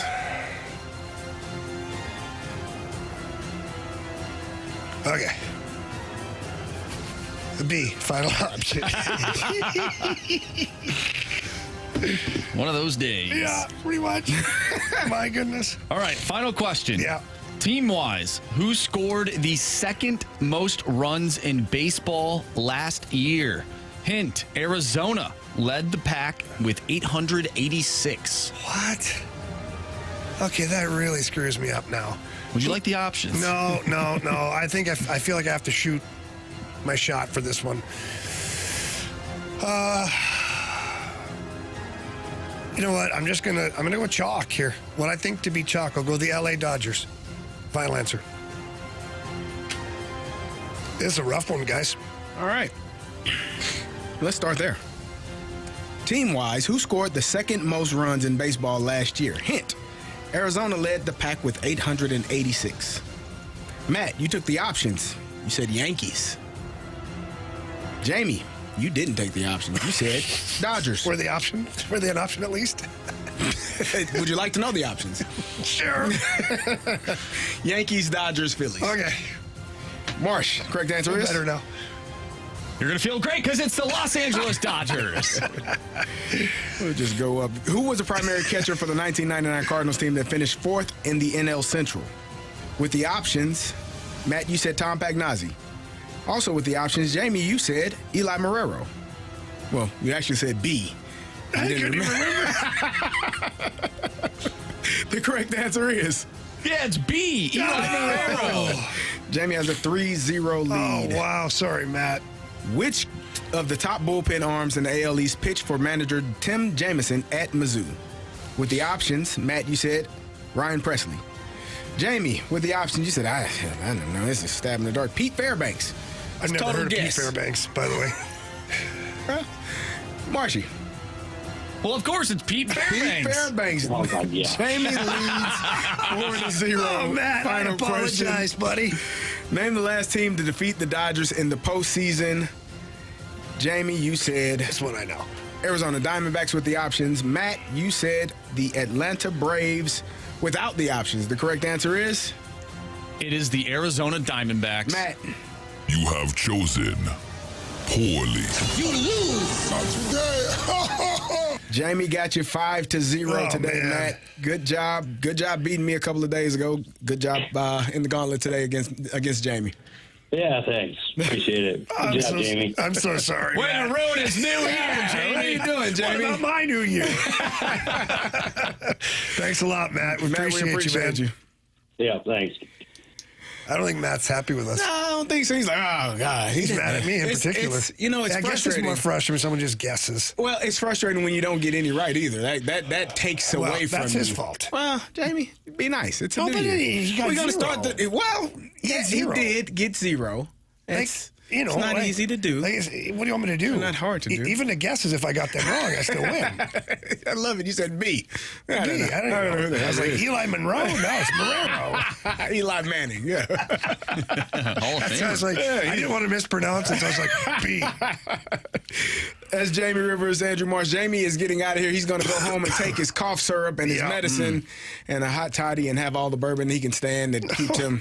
Well, not all of it. Take your time. Oh, Take yeah, it. seriously. Come Get on, yourself together. What kind of guy do you think this guy is? We got what's Maybe trending I got next. this mess. You never know. It might be. What's trending is next on the Fast Lane.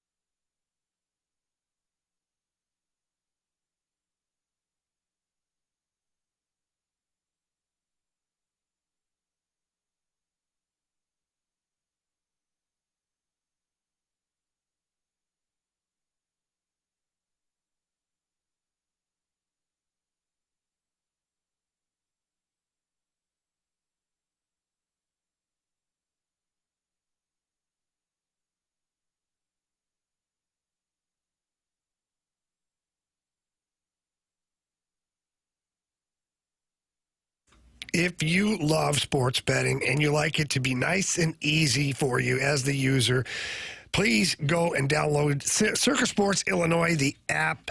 Derek Stevens is the owner of Circa Casino and the Circa Sportsbook. His dream was to always build the world's largest sports book. Well, he did that in Las Vegas, and now he's bringing it to your fingertips.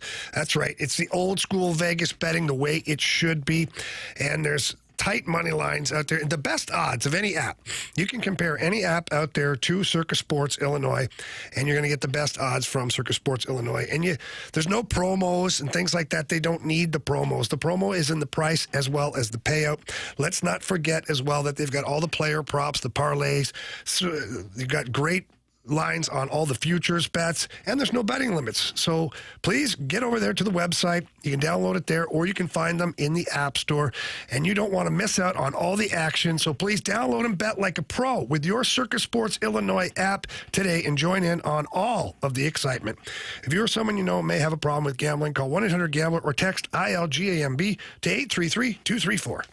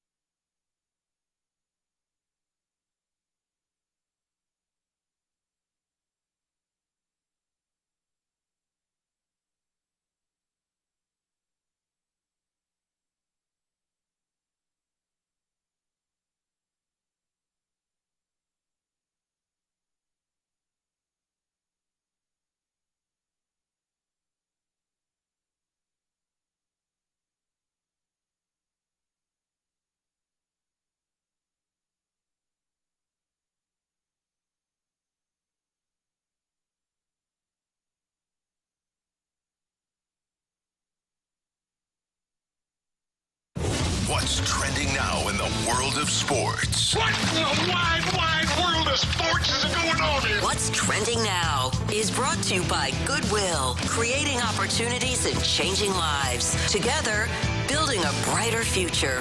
Give hope, give local, give Goodwill.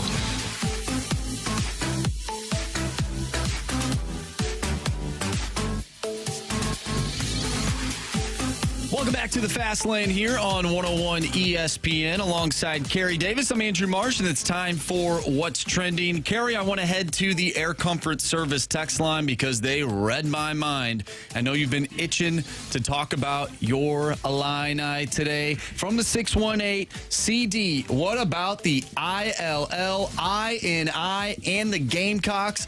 The Illini get the victory, but there was a little controversy that happened in that game as well. You want to touch on it? Yeah, we got a real coach. You know, kind of a man's man. You know, sometimes when you're a man's man, you do things, and then when you're not a man's man, you cry about it. You know, I think that's pretty much what it boils down to. No, the Illini it was a great game, man. I was down there for that game, calling that game with Brian Barnhart, and we had a great time, man. It was fun watching that victory. That's a heck of a football team. Illinois, 10-win season. I think this is only the 5th time in program history that it has happened. Hasn't happened since 2001 when our team that I was on won the Big Ten championship and played in the Sugar Bowl versus LSU. But the kerfuffle that took place, you had Brett Bielema. So in college sports, and I think in the NFL they do it as well, on kickoff return, the returner that is catching the ball, or if the ball is going out of bounds or over his head, he usually sticks his arms out to a T, makes a T, right? He sticks his arms out to the side. Mm-hmm. That's essentially letting his return team in front of him know, hey, I'm not returning the ball.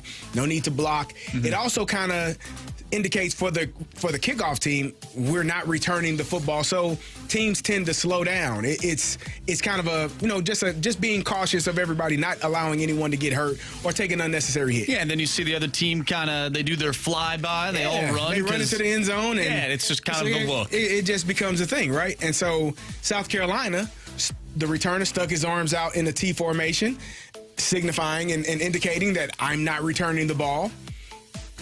Except that he did. He caught it. He took like 2 or 3 steps, and then he threw the ball across the field like what you saw with the Music City Miracle, and they tried to return it when the Illini were supposed to be slowing down. That was their intent, was to try to catch the Illini off guard. Now, what Shane Beamer and his staff and his players did is not illegal, right? It's nothing illegal about it. There was no hand above the head, which indicates a fair catch, meaning I'm not returning the ball to the side. It's not illegal. But Is it Bush League? Probably. Yeah, like unwritten rule. I don't think you needed to do it, but you did, and you tried to catch the Illini, and we ended up making a tackle on the 25, same place they would have been had they taken a knee or let the ball go out of bounds. But Brett Bielema clearly was not happy with that gesture by the Gamecocks. And so when one of our players was down on their sideline or near their sideline with an injury, he goes over and checks on Jaheim Clark, make sure he's okay. Turns around and looks at the South Carolina bench and their sideline and sticks his arms out in the tee, walks back to his bench. I mean, you did it. I did it. Nobody got hurt. We're good. And Shane Beamer, kind of got upset. He's ready to fight. He wasn't really ready to fight. He just pretended. You ever seen those guys that let me at him.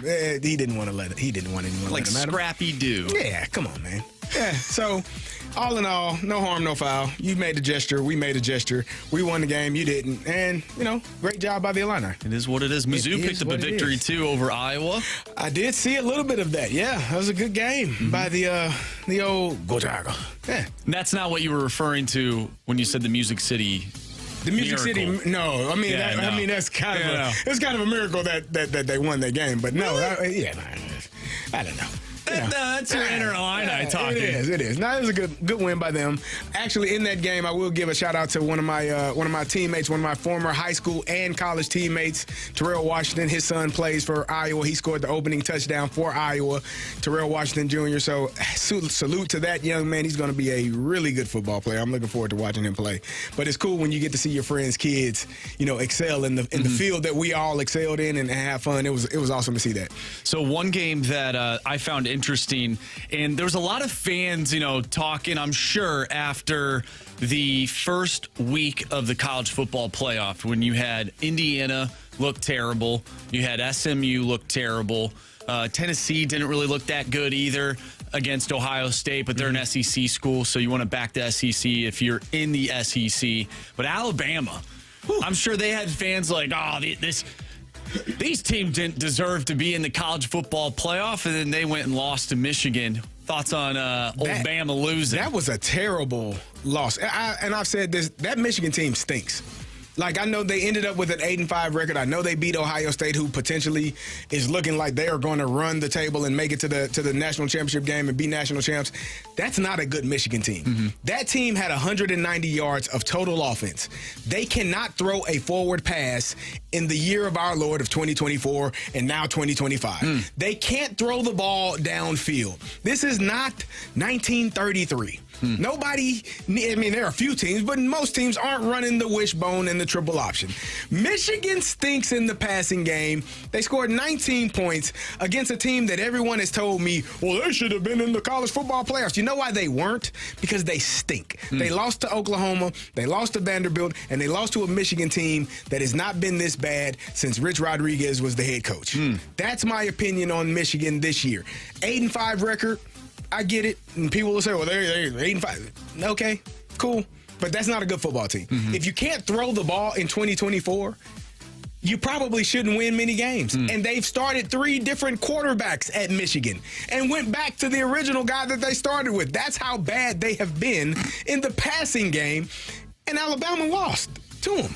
They're terrible. So, yeah, it was a terrible. That, to me, was probably one of the worst losses in my opinion, because for a team, and I don't know how many players they had sitting out, but I know Jalen Milroe was playing. Yeah. Their starting quarterback. They couldn't get anything going offensively. They just didn't look physical enough, and they lost that game. It was a terrible loss, in my opinion. Real quick here. Notre Dame taking on Georgia right now. 3-3 game, an absolute barn burner in New Orleans right now at the Sugar Bowl. I think, like, the games that I've watched, I just haven't been impressed with more than, like, a few teams. Yeah. Do you get that vibe, too? Ohio State was really impressive in both of their wins. The Tennessee win, for sure, and then beating Oregon in the fashion that they've won. I don't think Texas was impressive, even though they won that game. They didn't really, they didn't impress me in a way. Penn State has done what they needed to do. I thought the SMU game, they kind of walked those guys. And then Boise State was a tougher matchup, even though they are a group of 5 team. They got one of the top running backs in the country, and they did a fantastic job of shutting him down.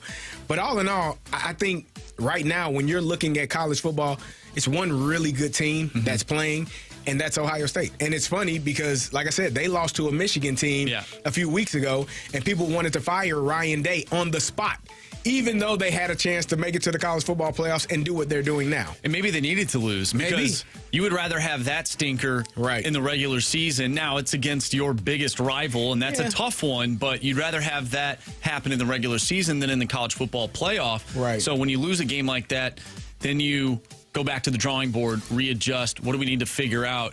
And it seems like they haven't. They've looked good. I don't really like Ohio State, but they've been playing really good football. They have a really dynamic freshman in Jeremiah Smith who is electric. He is a grown man at 18 years old. I know everyone talked a lot about Ryan Williams from Alabama and how special he is. Jeremiah Smith is extremely special. He's a guy that's going to be playing on Sundays, stay healthy, continue to ball the way that he has. He's going to be a first-round pick because he has the size, he has the speed, he has and he competes. Like, I don't care what you do in sports. Like, if you're not willing to compete, good luck. You're not going to have success. And the players that compete at a high level like he does, he's going to have a pretty good career at the next level, and he's going to have a good career right now at Ohio State. And Will Howard has looked good, too. He has. Don't turn the ball over. I think Chip Kelly figured watching that Michigan game for me was one of the hardest things to watch from Ohio State this year. It looked terrible. Like, it looked like they had no rhythm offensively. It looked like they had no play design. They didn't know what they wanted to do or how they wanted to attack them. They just looked lackluster. And from that point on, after getting beat by Michigan, they looked dynamic against Tennessee, and they looked outstanding against Oregon yesterday. So, that would be the team I would continue to watch and say that's probably your national champion if they play at this level. That's Andrew Marsh. I'm Carey Davis. Coming up next, we have my game notes from Week 17. We'll talk a little bit more about the NFL and what we saw this past week. That's next on the Fast Lane.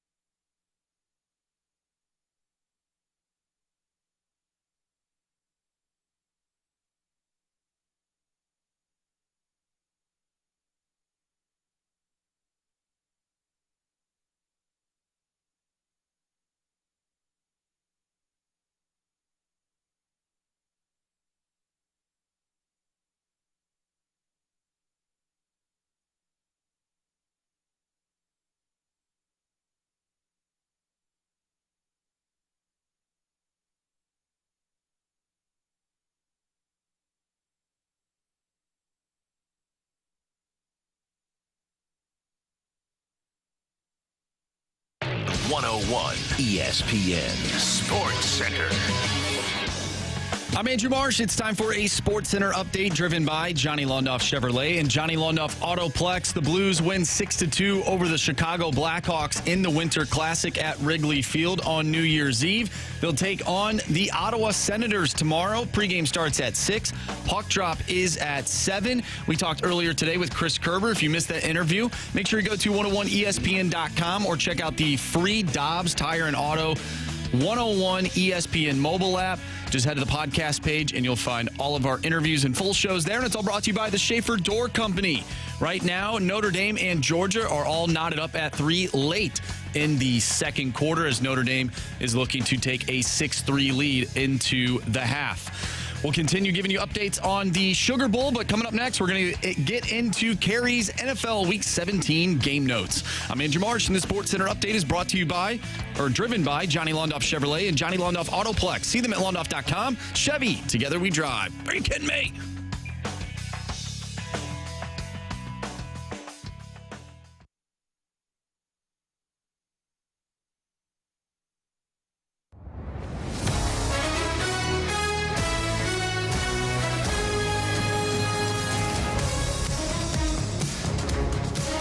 Welcome back to the Fast Lane. I'm Carey Davis, joined by Andrew Marsh, and it is time for our Week 17 game notes. Before we do that, we do need to have some more Bet the Board contestants. So if you want to join in and be part of the Bet the Board for the month of January, text in to 314-399-9646 and to the Air Comfort Service text line.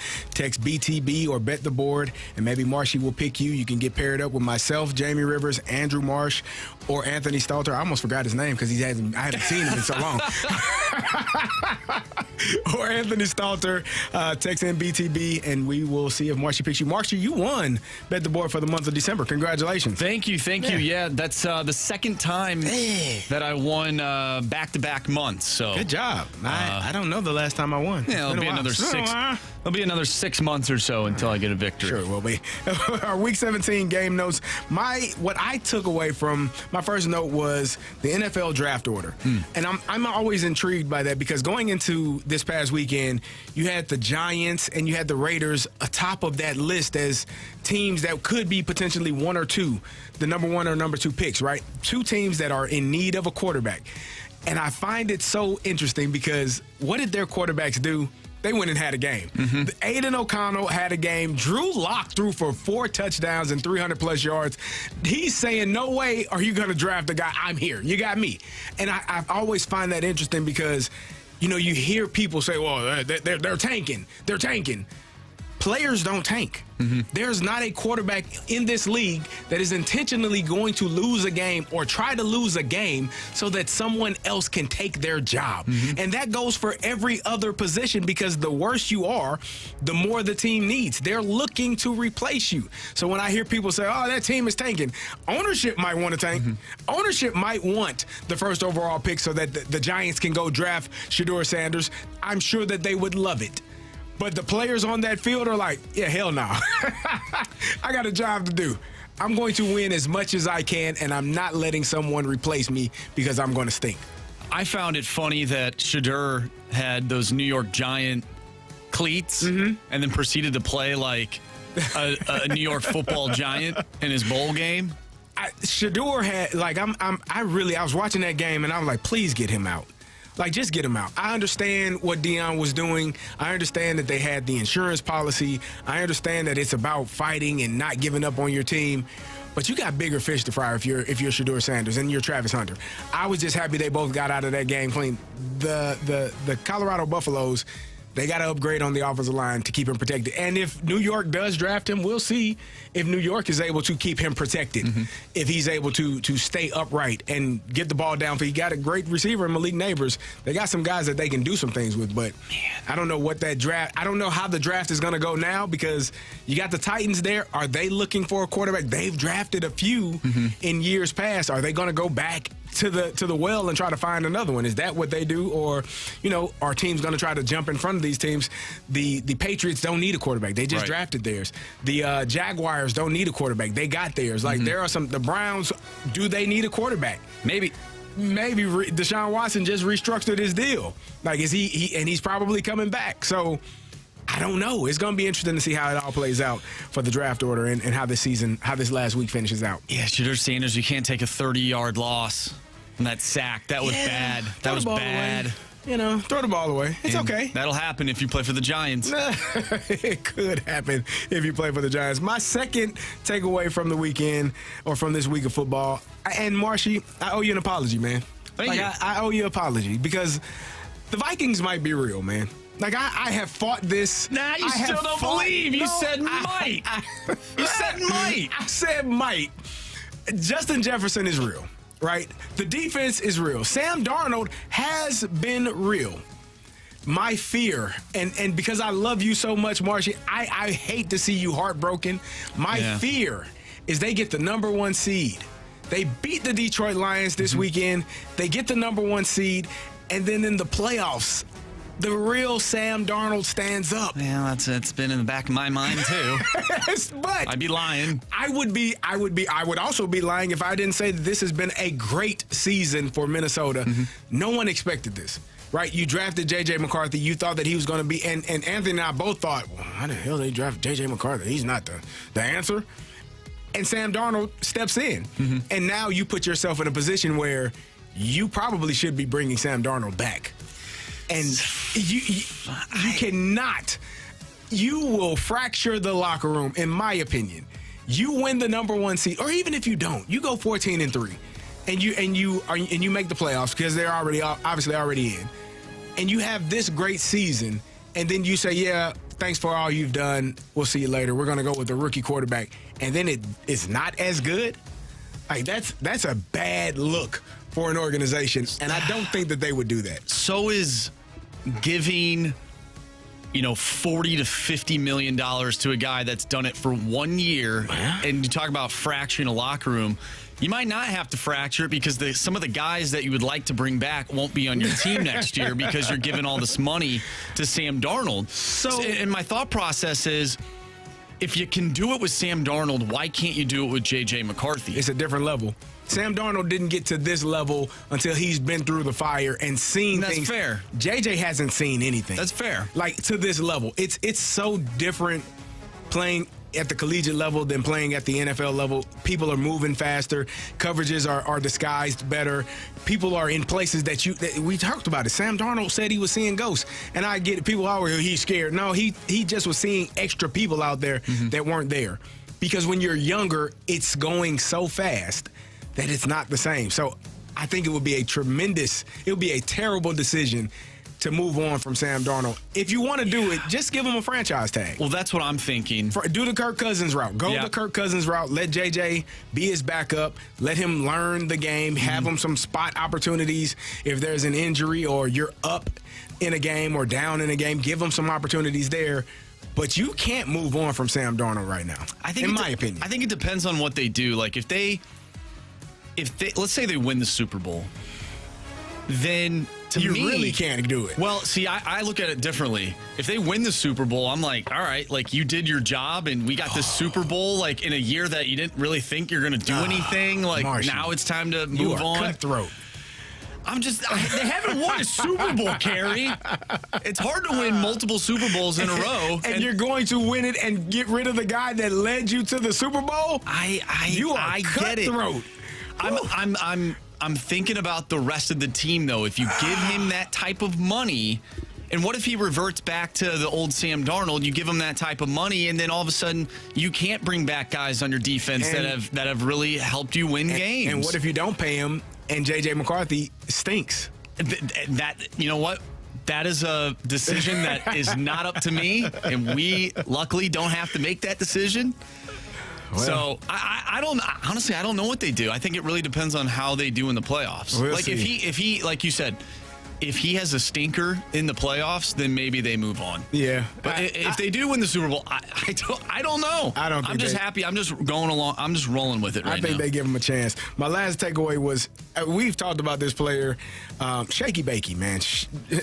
Baker Mayfield, for all the crap he's been given, I think it's important for people to realize there are some organizations where you're just going to fail. And I think that that's what it boils down to. And I think the Jets are that organization, and I think the Browns are that organization. I think when you are in certain places, you're just bound to fail because everything around you, the structure of how things are put in place, is not built for success. And we saw that. And Baker took the Cleveland Browns to a playoff. They won a playoff game in Pittsburgh, if I'm not mistaken, or against Pittsburgh, with Baker Mayfield as the quarterback, and you move on. And you almost beat the Kansas City Chiefs, too. You move on from him. And so I find it crazy that he's having such great success now. He was great last year. He's third in the league in passing. Sam Darnold is fourth. There's another reason why you can't get rid of him. I know. But he's third in the league in passing. He's done a fantastic job. He is one game away from taking a team that I don't think anybody thought was going to make the playoffs, especially start earlier in the season. Well, Anthony did. That's because Anthony has to choose to go against his Falcons. Otherwise, he doesn't feel right. Right? He doesn't. If the Falcons win, he just he wants them to, but he can't root for it. So he roots for the opposing team, and look what he did. Look what you did, Anthony. The damn Tampa Bay Buccaneers are about to be in the playoffs, and your Falcons are going to be watching. And Baker Mayfield is obviously the huge part of that. He's been outstanding pretty much all season long, and it's great for me to see quarterbacks get that opportunity to have success when they were put in a place that success was not an option. And that's coaching, right? Like we just talked about Sam Darnold. He goes to the 49ers in a good spot to observe. Kyle Shanahan, great coach. Same with Sean McVay when Baker went to the Rams and had like one really good game. But being in that environment, I believe it changes your perspective on the game that you're playing. And you have a sense of confidence that maybe you didn't have somewhere else. And, those types of coaches, and Todd Bowles, like he's been around the league for a long time. Those types of coaches, they put you in a place to succeed rather than to fail. And, the Jets, they're picking players based off Madden ratings. Like you're never going to win in a place like that. That's ridiculous. That is bad. Like I said, and same with the Browns. Yeah, some places just aren't meant to have success. And Baker Mayfield, the best thing for his career, I think he did everything really well for the Browns. Took them to the playoffs, had some success, and they decided to move on. Good for him, and good for them. I mean, you made a decision. You made your bed, lie in it, and it hasn't gone well since he left. And Baker Mayfield is on the verge of taking his team to the playoffs and doing a great job. That's Andrew Marsh. I'm Carey Davis. Continue to get those texts in for Bet the Board. Andrew Marsh will select who is up when we get back. And when we return, also get your texts in for hot take or hot garbage. That's next on The Fast Lane.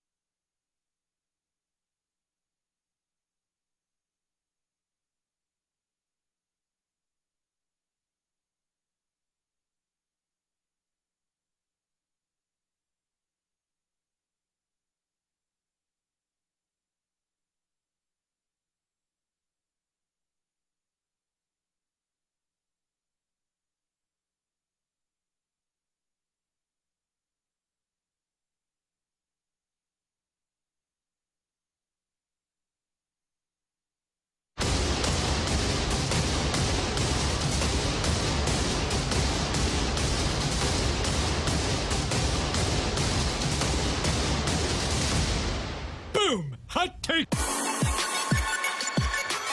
Welcome back to the Fast Lane. I'm Carey Davis, joined by Andrew Marshy, and it is time for Hot Take or Hot Garbage. Marshy, what you got? All right, let's start with the 636. Boise State beat themselves more than Penn State beat them. Hot take or hot garbage? Hot garbage. I mean, I know Ashton Genty fumbled. I know they missed a field goal, if I'm not mistaken. They missed 2 field goals, I believe, in the first half. There were some opportunities there, but Penn State showed up in the running game. They showed up on defense. They didn't allow any mishaps, any gap mishaps. They were very gap sound, and you have to do that when you're playing a really good running back like Ashton Genty.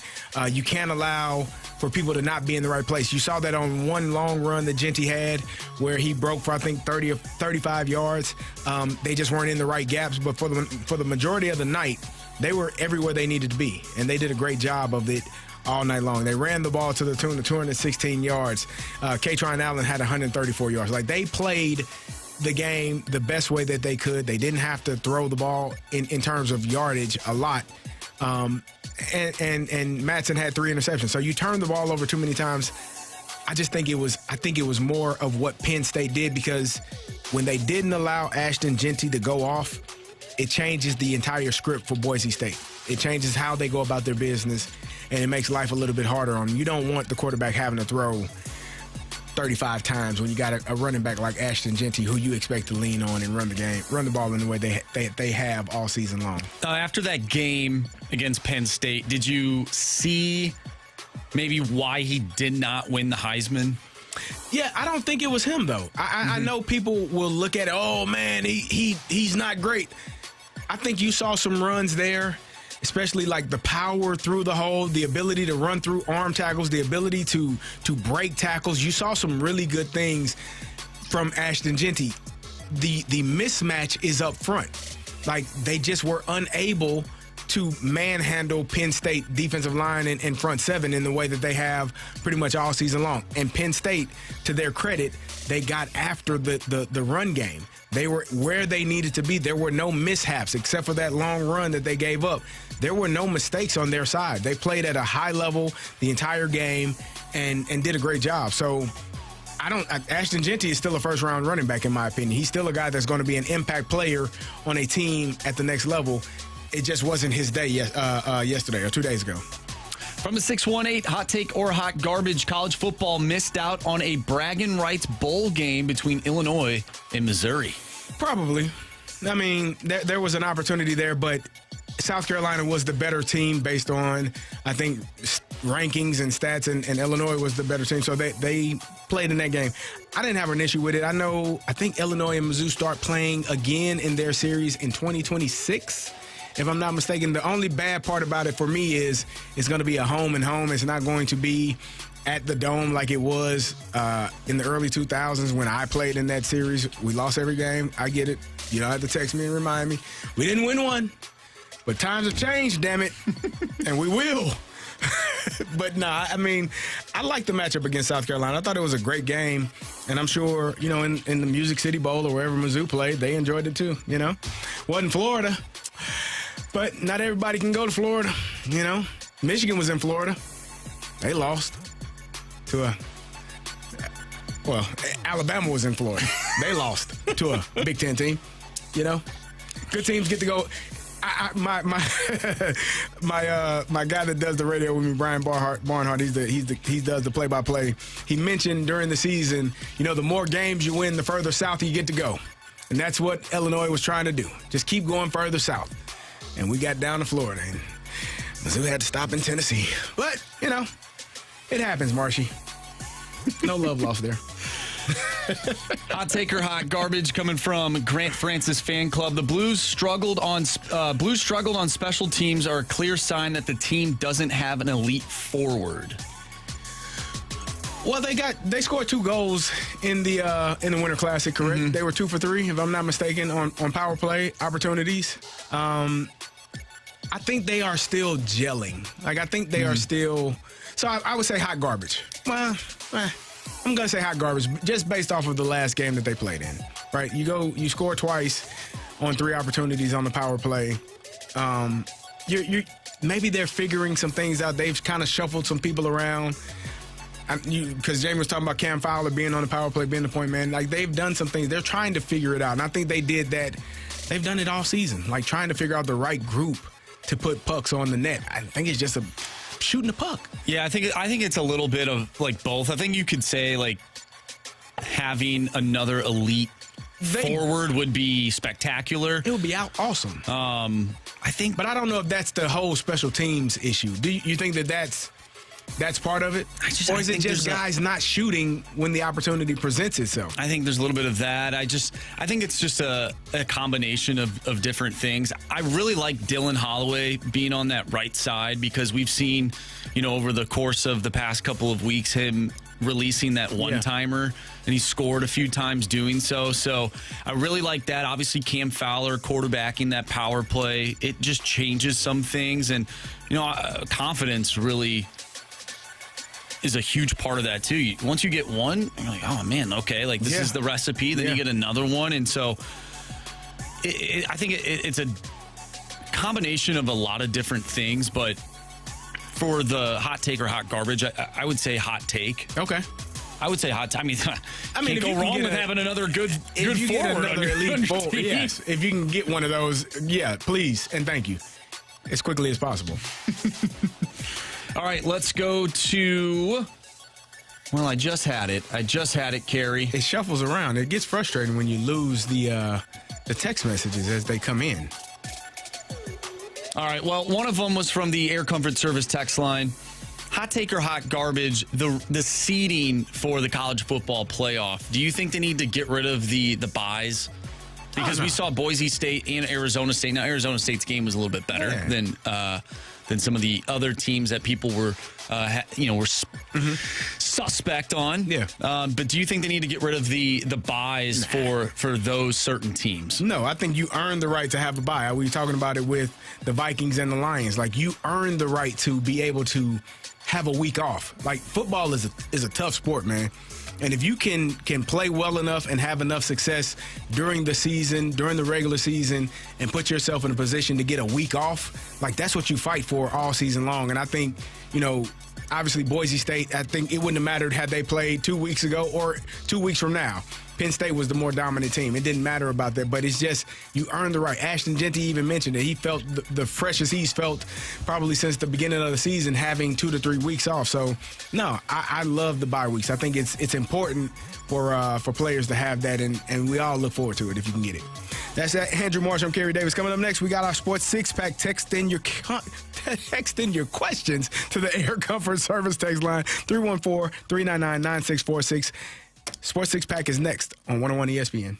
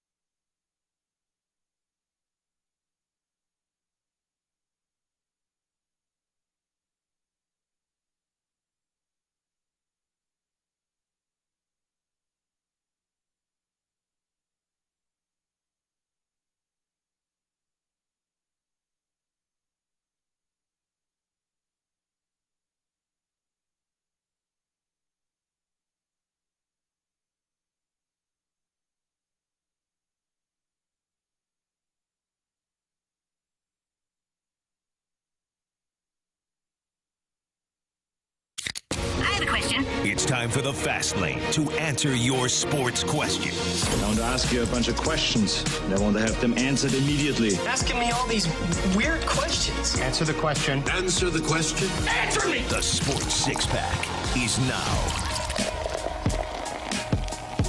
Welcome back to the Fast Line. I'm Carey Davis, joined by Andrew Marshy. It's time for the Sports Six-Pack. But before we get to that, we do have our first Bet the Board contestant on the Collier and Thompson phone line. Brian, how you doing? Not too bad. How you guys doing? Doing great. Do you have the option to pick from everyone? Do you want Andrew Marsh, Anthony Stalter, Jamie Rivers, or myself? Who are you choosing for Bet the Board? Well, it's a lot of hockey games being in January. I think I have to go with Jamie. All right. Jamie Rivers is off the board. We will make sure Jamie gets his picks in every day so that you had a fighting chance there, Brian. Hopefully. All right. Thank you for joining us. Appreciate it. No problem. Thank you, guys. Have a good day. You too. Good luck to you. All right, Marshy. Question number one. Question number one. All right, from the 314, if the Kansas City Chiefs are one and done in the playoffs this year, is their dynasty run over? No. I know, because they've done such a fantastic job. They are, 15-1 right now, only one loss on the season. This is probably the best record that they've had, but nobody thinks that this is the best team that they've had. They've been in a lot of one-possession games where they could have lost, but they found a way to win. They are a championship team. But if they go one and done, I don't think the window is closed. You got Patrick Mahomes in the middle of the peak of his career. He's going to continue to play well. You get Rashee Rice back next year, healthy. You have a healthy Isaiah Pacheco for the entire year. You'll have a healthy Hollywood Brown for the entire year. If they win the championship this year, yeah, look out. That's pretty much all I can say, because I don't know who beats them. Like, you're probably in the midst of what you saw from the Patriots, a team that just every single year in the AFC Championship game with an opportunity to win the Super Bowl. That would be what Patrick Mahomes and the Kansas City Chiefs would be at that point. So, no. Man, if they get it done this year, do you think they're better than the Patriots? Because the Patriots never won 3 in a row. Holler at me when they get to 6. Yeah. Like, this would be 4 for Mahomes if they win this year. But, and I mean, you are knocking on the door. It's hard to win in the NFL, man. But if you win this year, I would say you're knocking on the door, but not quite there yet. Question number 2. From the 817, will Nick Leddy play another game for the Blues? The 817 says, I think no. Really? I mean, I think that's up to Nick Leddy and his health, right? He's dealing with an injury, and whenever he's able to get back on the ice, I'm sure he will. I'm sure he's looking forward to the opportunity to play football again. And Notre Dame is returned the opening kickoff as we're doing our show and watching the game. Yeah. Should we go to question 3? Question 3. Yeah. Question number 3. Yeah, hey, from the 314, do you guys think Georgia should have been kicked out of the playoffs since their starting quarterback couldn't play? What I said, man. You all banished Florida State last year.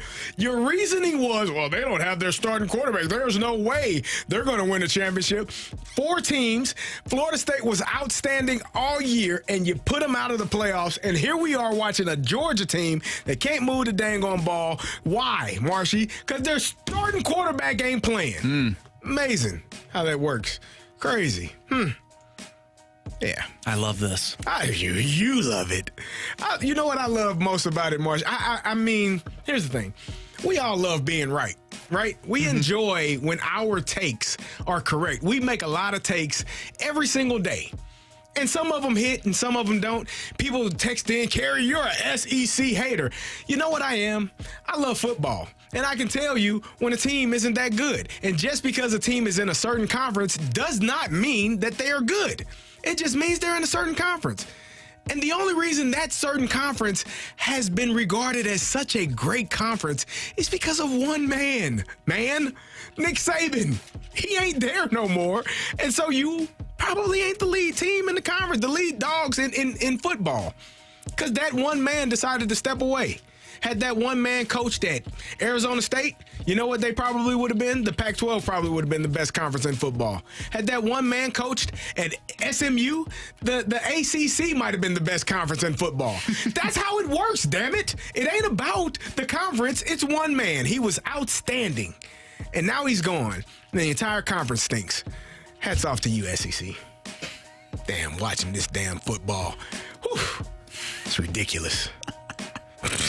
Question number 4. All right, from the 618, if Nolan Arenado stays with the Cardinals, is the best move to put Contreras back at catcher and have Gorman start at first base? I don't think so, because then you run back into the problem of having 3 catchers. I think moving Contreras to first base was to alleviate some of those problems and to get 2 bats in the lineup with Herrera and Contreras. And then if you need a defensive substitution, you got Pages. I think he went to first base because it was the best thing for the team to alleviate some of those problems.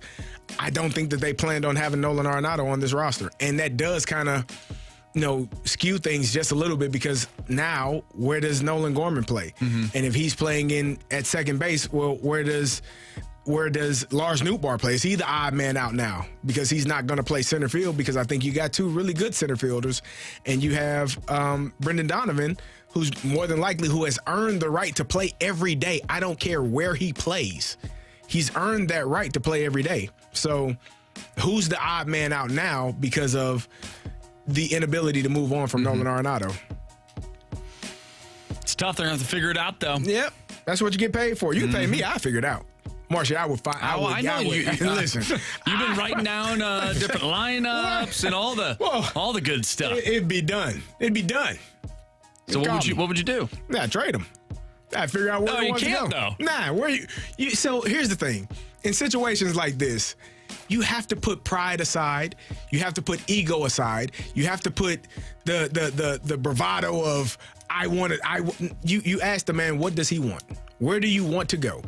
Okay, I want to go here or I want to stay. The Dodgers don't want you. What's another option? I'm staying.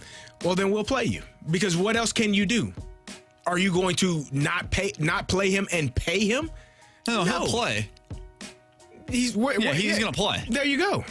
Where is he going to play? Third base. He's going to play third base. Exactly. And you deal with it, because you made a decision, and you all both signed on the dotted line. You made an agreement, and this is where we are. And so if you're unable to trade him, you got to play him. And then maybe you look at, all right, well, maybe we have to trade someone else, because is it about the finances or is it about the position? I was just about to ask that. On their priority list, in your opinion, what is higher? Trying to find playing time for certain players, for young players, or getting to the mark where they need to be financially? I hope this is me with my red rose-colored glasses. Don't even put them on. Tell me how you really feel. I don't need to hear that. I got to tell you what my hope is. My hope is that it's about starting and playing younger players to get the team better faster, because that's what we want to see. We want to see a Cardinal team in the playoffs. I don't give a damn who's on the roster. But if you're going to go in a youth direction, it needs to be players that are playing now, so that they can, bump their head, run into the things that they need to run into, learn, have the learning curve, and grow from it. And you can be better in 2 to 3 years. I hope it's not financially based, because that feels very selfish. It feels like not what Cardinal baseball is about to me. Mm-hmm. To me, Cardinal baseball is about winning championships. And damn it, if you're not winning championships, what are you doing? You're wasting our time, Marshy. Mm-hmm. You're wasting my damn time. Mm-hmm. You want to win championships. So if that's not your mindset, then you got to find something else to do, because people aren't going to show up. And people do understand, and they do know when they're being sold, something that they don't want to be sold. Yeah, because if they end up getting rid of Eric Fetty, who was, let's be honest, he's penciled in to be in your rotation. Number 2 guy, right? If you really had any concerns about him, you would have traded him now, based on what the market is, and if you really wanted to get other pitchers in your organization to get time and bring them up and have them start. Yeah, I feel like he would have been gone by now. But now, if you keep Nolan Arenado, you end up trading him, then to me that says it was never really about the youth, playing the youth guys. Right. Maybe it was like a percentage of it, but it comes down to you need to get X amount of money off your books. You do, but it feels dirty, Marshy. Oh, of course it does. You don't let that be the selling point. Because if Nolan Arenado wants to be here, he doesn't want to go anywhere, or you're unable to trade him, then you got to figure it out. We got a text from Splashback Deuce, 162 games, 28-man roster. People act like it's starting nine all season. Well, I don't know. Ask the Braves. They usually start their guys 150, 160 games. They're pretty good. I think the Dodgers, unless they're injured, Mookie Betts missed some time, but Freddie Freeman played a lot. Shohei, I don't know how many games he played, but he's probably up around 145, 150. Like, if you got a good team, the players usually play every day. Right. To me, if he can't get traded anywhere and he has to start at third base, I feel like you have the same issue that you've had the past few years, except for you have one spot that got freed up, and it was Paul Goldschmidt leaving. Yeah. Like, you're in the same position, essentially. I agree. We'll see. I guess we'll find out. We got a couple months left to figure that out. Question number 5. 2.5 months, right? This catchers and pitchers report. Yeah, in February. So, We had a month. I don't know. From the 314, do we need a Jackson versus Allen second-round matchup for MVP? The MVP voting will be done by then. It's based off the regular season. It would be nice to see, though. We already saw it, though. And we did. Baltimore beat the hell out of them. Like, I think... This is the part that frustrates me. People get fatigued with one person winning over and over again. We saw it with Jordan. We've seen it with LeBron. We saw it with Kobe. People get tired of the same. It's like, oh, it's not fair. He wins everything. That's the dumbest thing I've ever heard of. Like, if you're the best and you play the best, you should win.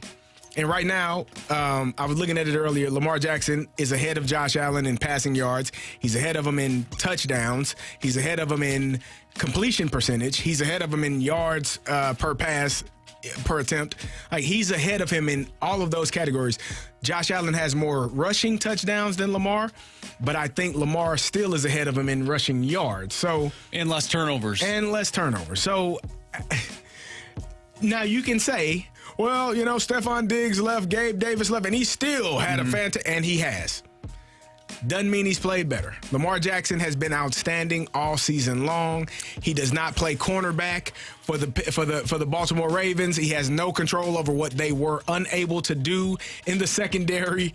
He's been outstanding. He's been the best player in football, in my opinion. And we'll see. We'll see how it all pans out to see if they actually give him another MVP award, which would be his third. He'd be pretty awesome. Question number 6. All right, from the 314. Does that mean now that Bill Belichick is coaching college ball that there's going to be another power shift in college football? No. Yeah, no.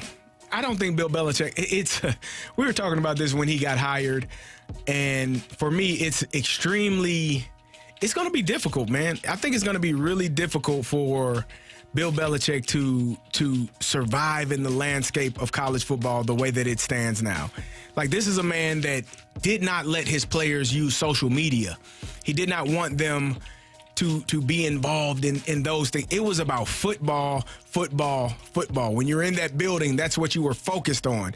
You didn't do podcasts, and you didn't do, your social media posts all day, every day throughout the building. You weren't going live in the locker room. Like, that's not what he was about. And he's walking into a situation where that's what it's all about. People wanting to build their brands, people wanting to be live on Instagram, and I'm not knocking it. I mean, it's a terrific way to continue to, again, build your brand. But I think it's going to be hard on him. I personally think it's going to be hard on him to corral that mindset and get 18 to 22-year-olds to focus solely on football and nothing else. Because there's too many other things going on in their lives to just focus. You'll get a few of them, and those guys are the ones that play in the NFL, right? Those are the guys that are going to get drafted. Those are the guys that are going to be your All-Americans or your All-Conference players or the guys that are starters and be really good for you. But you're not going to get an entire team usually to buy into all of that. So it'd be difficult. I'm looking forward to seeing how it all shakes out. Hope he does well. Yeah, we'll see. That's Andrew Marsh. I'm Kerry Davis. Coming up next, Marshy, you got your Week 17 game notes. We'll see what Marshy saw this past week in the NFL when we return on the Fast Lane.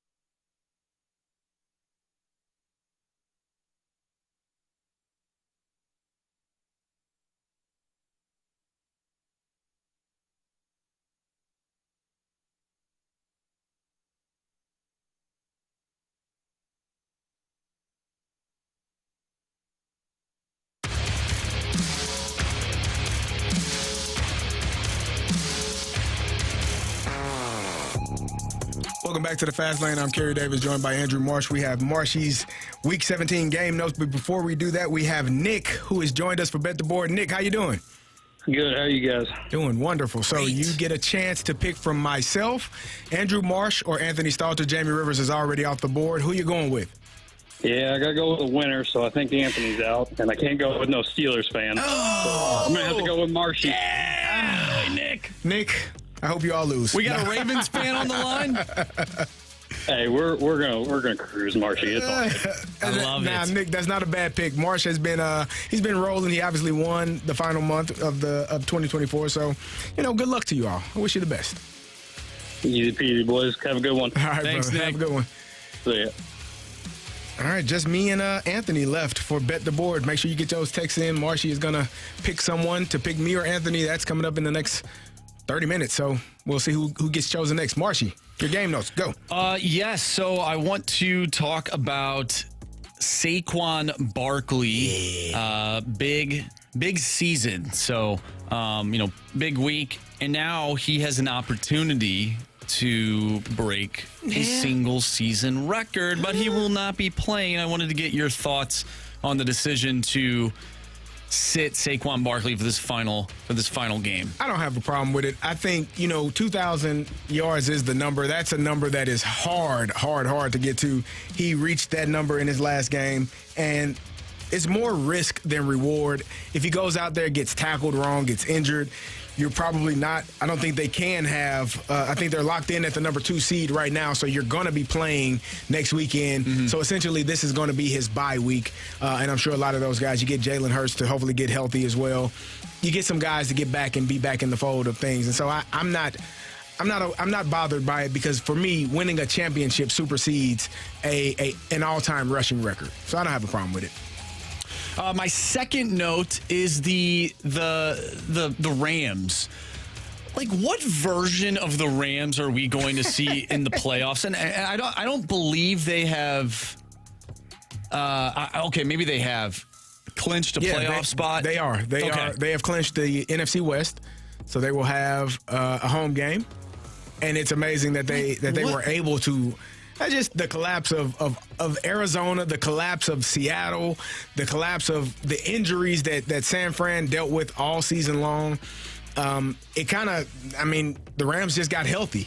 They had some injuries to Puka, they had some injuries to Cooper Kupp, and they just got healthy here in the last 5 to 6 weeks and have been able to find their way into the playoffs. But what version of the Rams are going to show up? Because if they're all, if they're working and they're firing on all cylinders, that is a scary team. I said it last. But then you win 13-6 against Arizona? I don't know. Which version of the Rams are going to show up? So anytime you play a division opponent, I don't get too, bogged down by scores because those teams know you the best.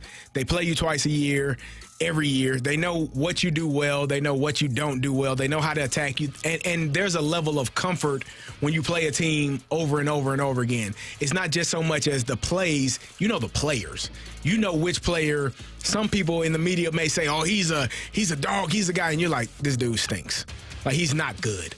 He's not going. I know exactly who he is and what he's going to do. When he plays other teams, he has success. But there's a level of comfort when you're playing a division opponent. So I don't put too much stock into a team that struggles against a division opponent. Mm-hmm. But to answer your question, I don't know which one shows up.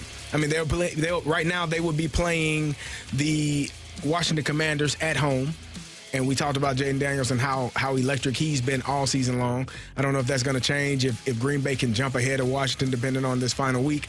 But it's going to be a tough matchup for anybody to play Los Angeles because they're really good. My final note is that the Bengals need to make the playoffs. Just for the entertainment value, they'd be taking on the Buffalo Bills in the first round. I watched that game on Saturday, and the Bengals have a lot of issues. Yeah. Defensively, I think their head coach is highly questionable at times. But Joe Burrow, obviously, is the real deal. T. Higgins, huge catches throughout that game. Jamar Chase speaks for himself. The Broncos are good, but they're I don't know. You don't need to see them in the playoffs. I don't need to see them, and I definitely don't need to see the Miami Dolphins in the playoffs. Both those teams need to lose. This will be the 1 week where I'm rooting for the Chiefs. I need the Chiefs to win this week. I don't need to see the Broncos. The Chiefs aren't probably going to play their players. Well, it doesn't matter. I need them to win. Obviously the Bengals need to win as well. Yeah. But for the NFL, they need the Bengals in the playoffs. You know what? Compared to these other teams. I think the NFL would rather see Miami or the Bengals. I don't think so. The Miami Dolphins, we got to remember that Tua missed 4 or 5 weeks with the concussion, missed a lot of time, and that team stunk. He didn't play last week either. It was something else. He was injured. It was a lower body leg or something. I don't remember what it was. Yeah, Huntley was playing. Yeah. So I don't know. I don't know which version of the Miami Dolphins shows up in a playoff game. Well, they ain't showing up, I'll tell you, in cold weather. I was going to say that too. They never do. I was going to say that too. That's the other thing. I've already seen that. Like, I don't need to see that again. But again, that's the other, like I just said, if they are able to get that 7 seed and they're playing Buffalo, that's a division opponent, right? Even though it's going to be in the cold, it's going to be Buffalo, it's going to be temperatures will probably be below 20, 25 degrees. You have a familiarity with that team. And so it wouldn't be the same, in my opinion, as when they went to Kansas City last year, which, oh goodness, that was ridiculous. So it would be intriguing to see how they're able to manage it if they are able to get that number 7 seed and Denver falls outside of the playoff picture. That's Andrew Marsh. I'm Carey Davis. Coming up next, we got our biggest question of the day. That's next on the Fast Lane.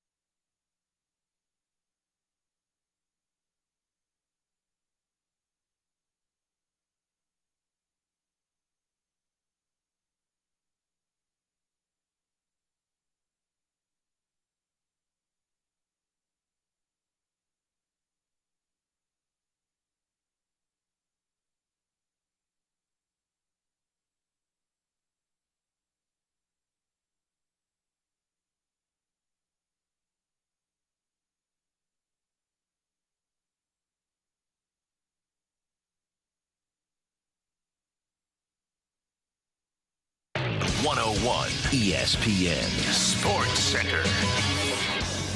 I'm Andrew Marsh. It's time for a Sports Center update brought to you by Saliga Heating and Cooling. The Blues pick up a 6-2 victory at Wrigley Field in the Winter Classic. They'll take on the Ottawa Senators tomorrow. Pregame starts at 6. Puck drop is at 7. If you missed anything from today's show, make sure you go to 101ESPN.com or check out the free Dobbs Tire and Auto 101 ESPN mobile app. Just head to the podcast page where you'll find all of our interviews and full shows there. And it's all brought to you by the Schaefer Door Company. We have our biggest question of the day coming up next. I'm Andrew Marsh, and this Sports Center update is brought to you by Saliga Heating and Cooling, an independent American Standard heating and air conditioning dealer.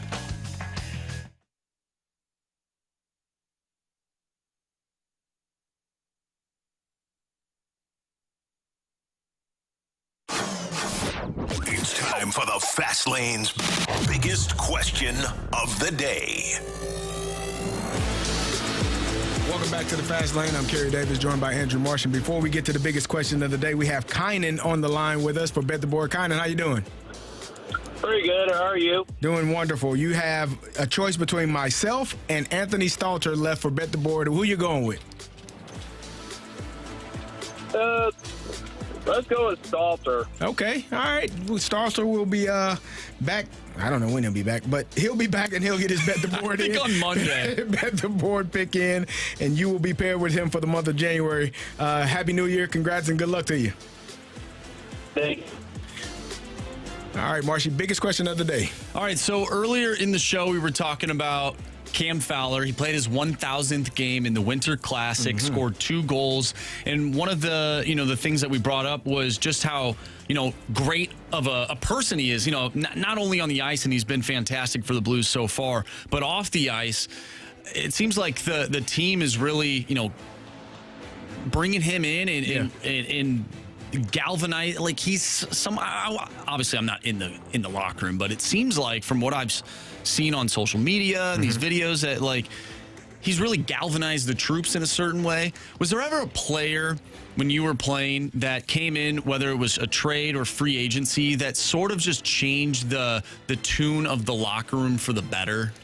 I don't know if it be a trade or free agency. I mean, like I told you, we don't.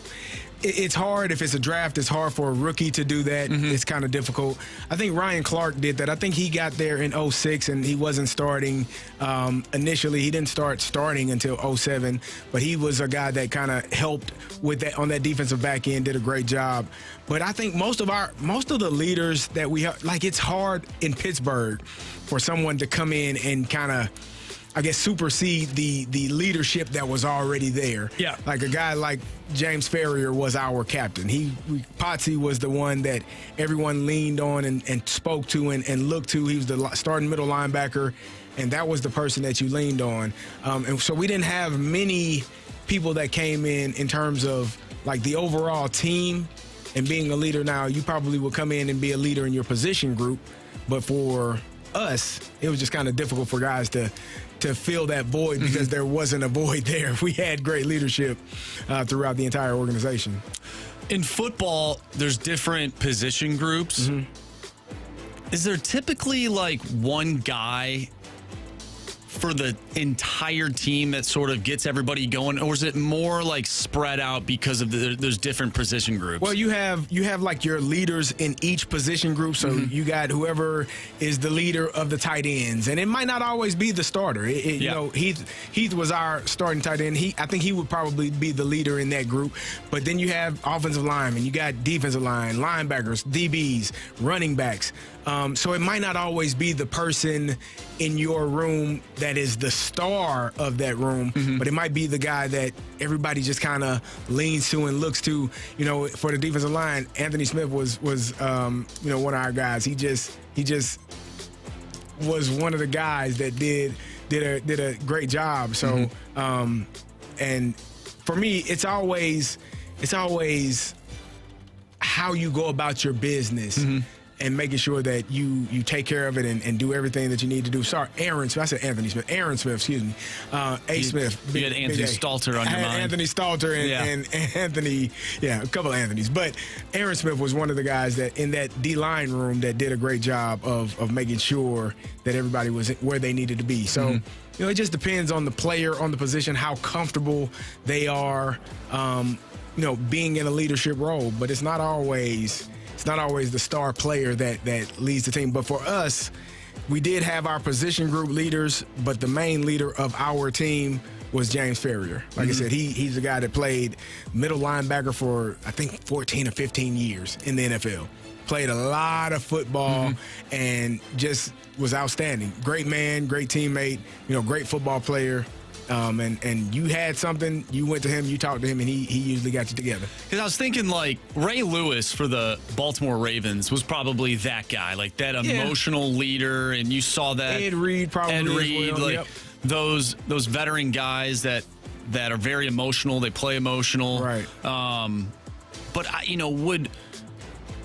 would a guy like that go to the offense and start trying to pick them up too? Like, what does that look like? Yeah, you definitely, if you're the leader of that team, you're definitely, you're definitely a guy that speaks to every position group and has a relationship with different players on different teams that aren't in your room or on your side of the ball, whether it be the special teams, whether it be the offense or defense. If you're an offensive player or a defensive player, you're going to go talk to those guys because people look at you for confidence and they look to you for leadership. So that's kind of your role. Troy Polamalu was a star, but he wasn't like one of the vocal leaders. Right. He was a guy, you knew Sunday he was going to do his business, but for the defense and for the entire team, it was James Ferrier, the guy that led our group week in and week out.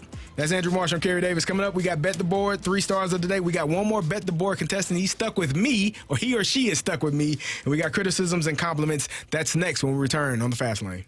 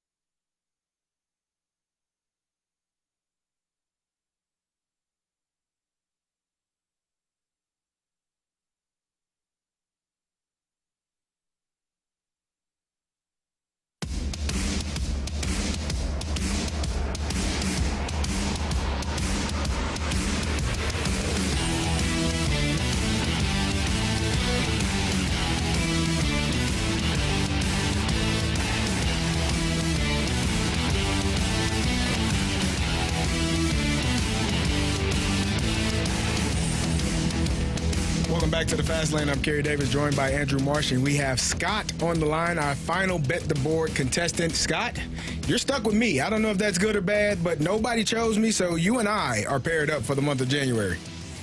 Hey, it's all good that we're going to win this month. You better believe it. The rest of them, they didn't choose me, but you did. You were forced to, but you did choose me, and so we're going to win it all. I was going to take you anyway, so whether it's first or fourth, we're good. There you go. I appreciate it. Look forward to seeing you, talking to you later on this month, and best of luck to you and to me. So hopefully we can win this thing. Sounds good. All right. Talk to you later, Scott. Thank you. See ya. All righty. Marshy, we got our Bet the Board. Yes. 3 stars of the day. Bet the Board. Let's do that. What we got? All right, so my first play of the new year will be the Toronto Maple Leafs money line over the New York Islanders. All right. I got, well, the other two aren't here, so I'll go next. Give me the Golden State Warriors -3.5 over the Philadelphia 76ers. Jamie, before he left, he gave us his Bet the Board play. He's going with the Florida Panthers money line. And Anthony also got his pick in. He is going with Ole Miss -10 in the first half. Oh. You like that play? -10 in the first half for their bowl game against Duke. Whose bowl game? Ole Miss and Duke. Ole Miss. I didn't hear you. I wasn't listening. Oh, you didn't hear it? No. Ole Miss. -10 first half? -10 in the first half. Good luck to those guys. We'll see how it goes. Hopefully they lose. Yep, indeed. All right, Marshy, criticism and compliments. What you got? All right, from the 573, good picture of Andrew Marsh and Jamie Rivers at the Winter Classic on Facebook. I didn't see it. You didn't see the picture? Jamie's wearing his little raincoat. Clearly it didn't work. Clearly. It was the shoes. It wasn't the coat. Like, that's when you true. don't keep your feet dry, it's going to be a problem. You got to keep your feet dry in cold and wet weather. Yeah, we ran into each other at the Winter Classic. We were just down in the friendly confines. You all were at a concert at the same time, and he offered to buy you some drinks. Yes. Did he indeed pick up the drink tab this time? No, I didn't ask, though. But you shouldn't have to, Marsh. A man tells you he's going to do something for you, and he doesn't follow through. The next time the man sees you, with an opportunity to do the same thing, we got to talk about it tomorrow. I'm disappointed, Marsh. Not in you. I'm not disappointed at you because you're not the kind of person to bring things like that up. But if he said he was going to do it and has not done it yet, well, the next event that you two are at, just shoot me a text and say, hey, I'm here with Jamie. No, Marshy, you and Jamie, buy you that beer yet? We'll get the ball rolling. It would have been nice. Yeah, it would have been nice. But, I guess I missed out on an opportunity. Jamie, if you're listening, we got to be better, brother. 2025 is our year to buy Marshy a beer. That's what it is. It didn't stop me from getting one, though. That's all that matters. Got my own. You got your own? Mm-hmm. Did you get just one? Nah, I got multiple. Okay. I got multiple. So, actually, what was cool, and I wish I would have got this, but they were selling these, like, hockey sticks that you could fill up with beer. Oh, it was really cool. Like, literally almost everybody I walked by had one. And I was How big were they large or long hockey sticks? Or they were like, I don't know, a couple feet. Okay. Maybe. They were really cool, though. They were really cool. Awesome. I wish I would have got one. You didn't get one? I didn't get one. Souvenir, too? It was a souvenir. Marshy. Yeah. No, it was a bad move on my part not to get one. I'm frustrated again. I know. You make Jamie buy it next time. I don't know if they'll ever make those again. I don't know. Maybe I can buy one online. Yeah. Okay. Hopefully. I really missed out, but that defeats the whole purpose of drinking out of it at the game. Oh, well. We got a text from the 314. Marsh, my daughter just said your heating and cooling was so weak. Ooh. Chirping me on my Saliga. The new year? Ad read. Yeah, I guess I didn't put enough into it. Come on, Marshy. It's all right. We have, 364 more days? Or it's not a leap year, I don't is it? work on the weekends, Marshy. Oh, that's true. Yeah, no. Yeah. I don't know. So the 314 says the hockey stick beers were $40 and 32 ounces. LOL. Yeah, no, I totally messed up on that one. That feels like that's a lot of money for not enough beverage. That's true. I don't know. Yeah. But it's the souvenir part of it I'm sure. That's kind of what I'm thinking. You missed out on. Because you can use that again. I mean, you definitely can. You can pour your own beer in there, and that'll be free. You know? Well, not the beer, because you got to buy that, but, the experience is now free. Man. From the 618, Eric Dickerson hit the record with 16 games, going back to the Saquon Barkley segment or question that we had.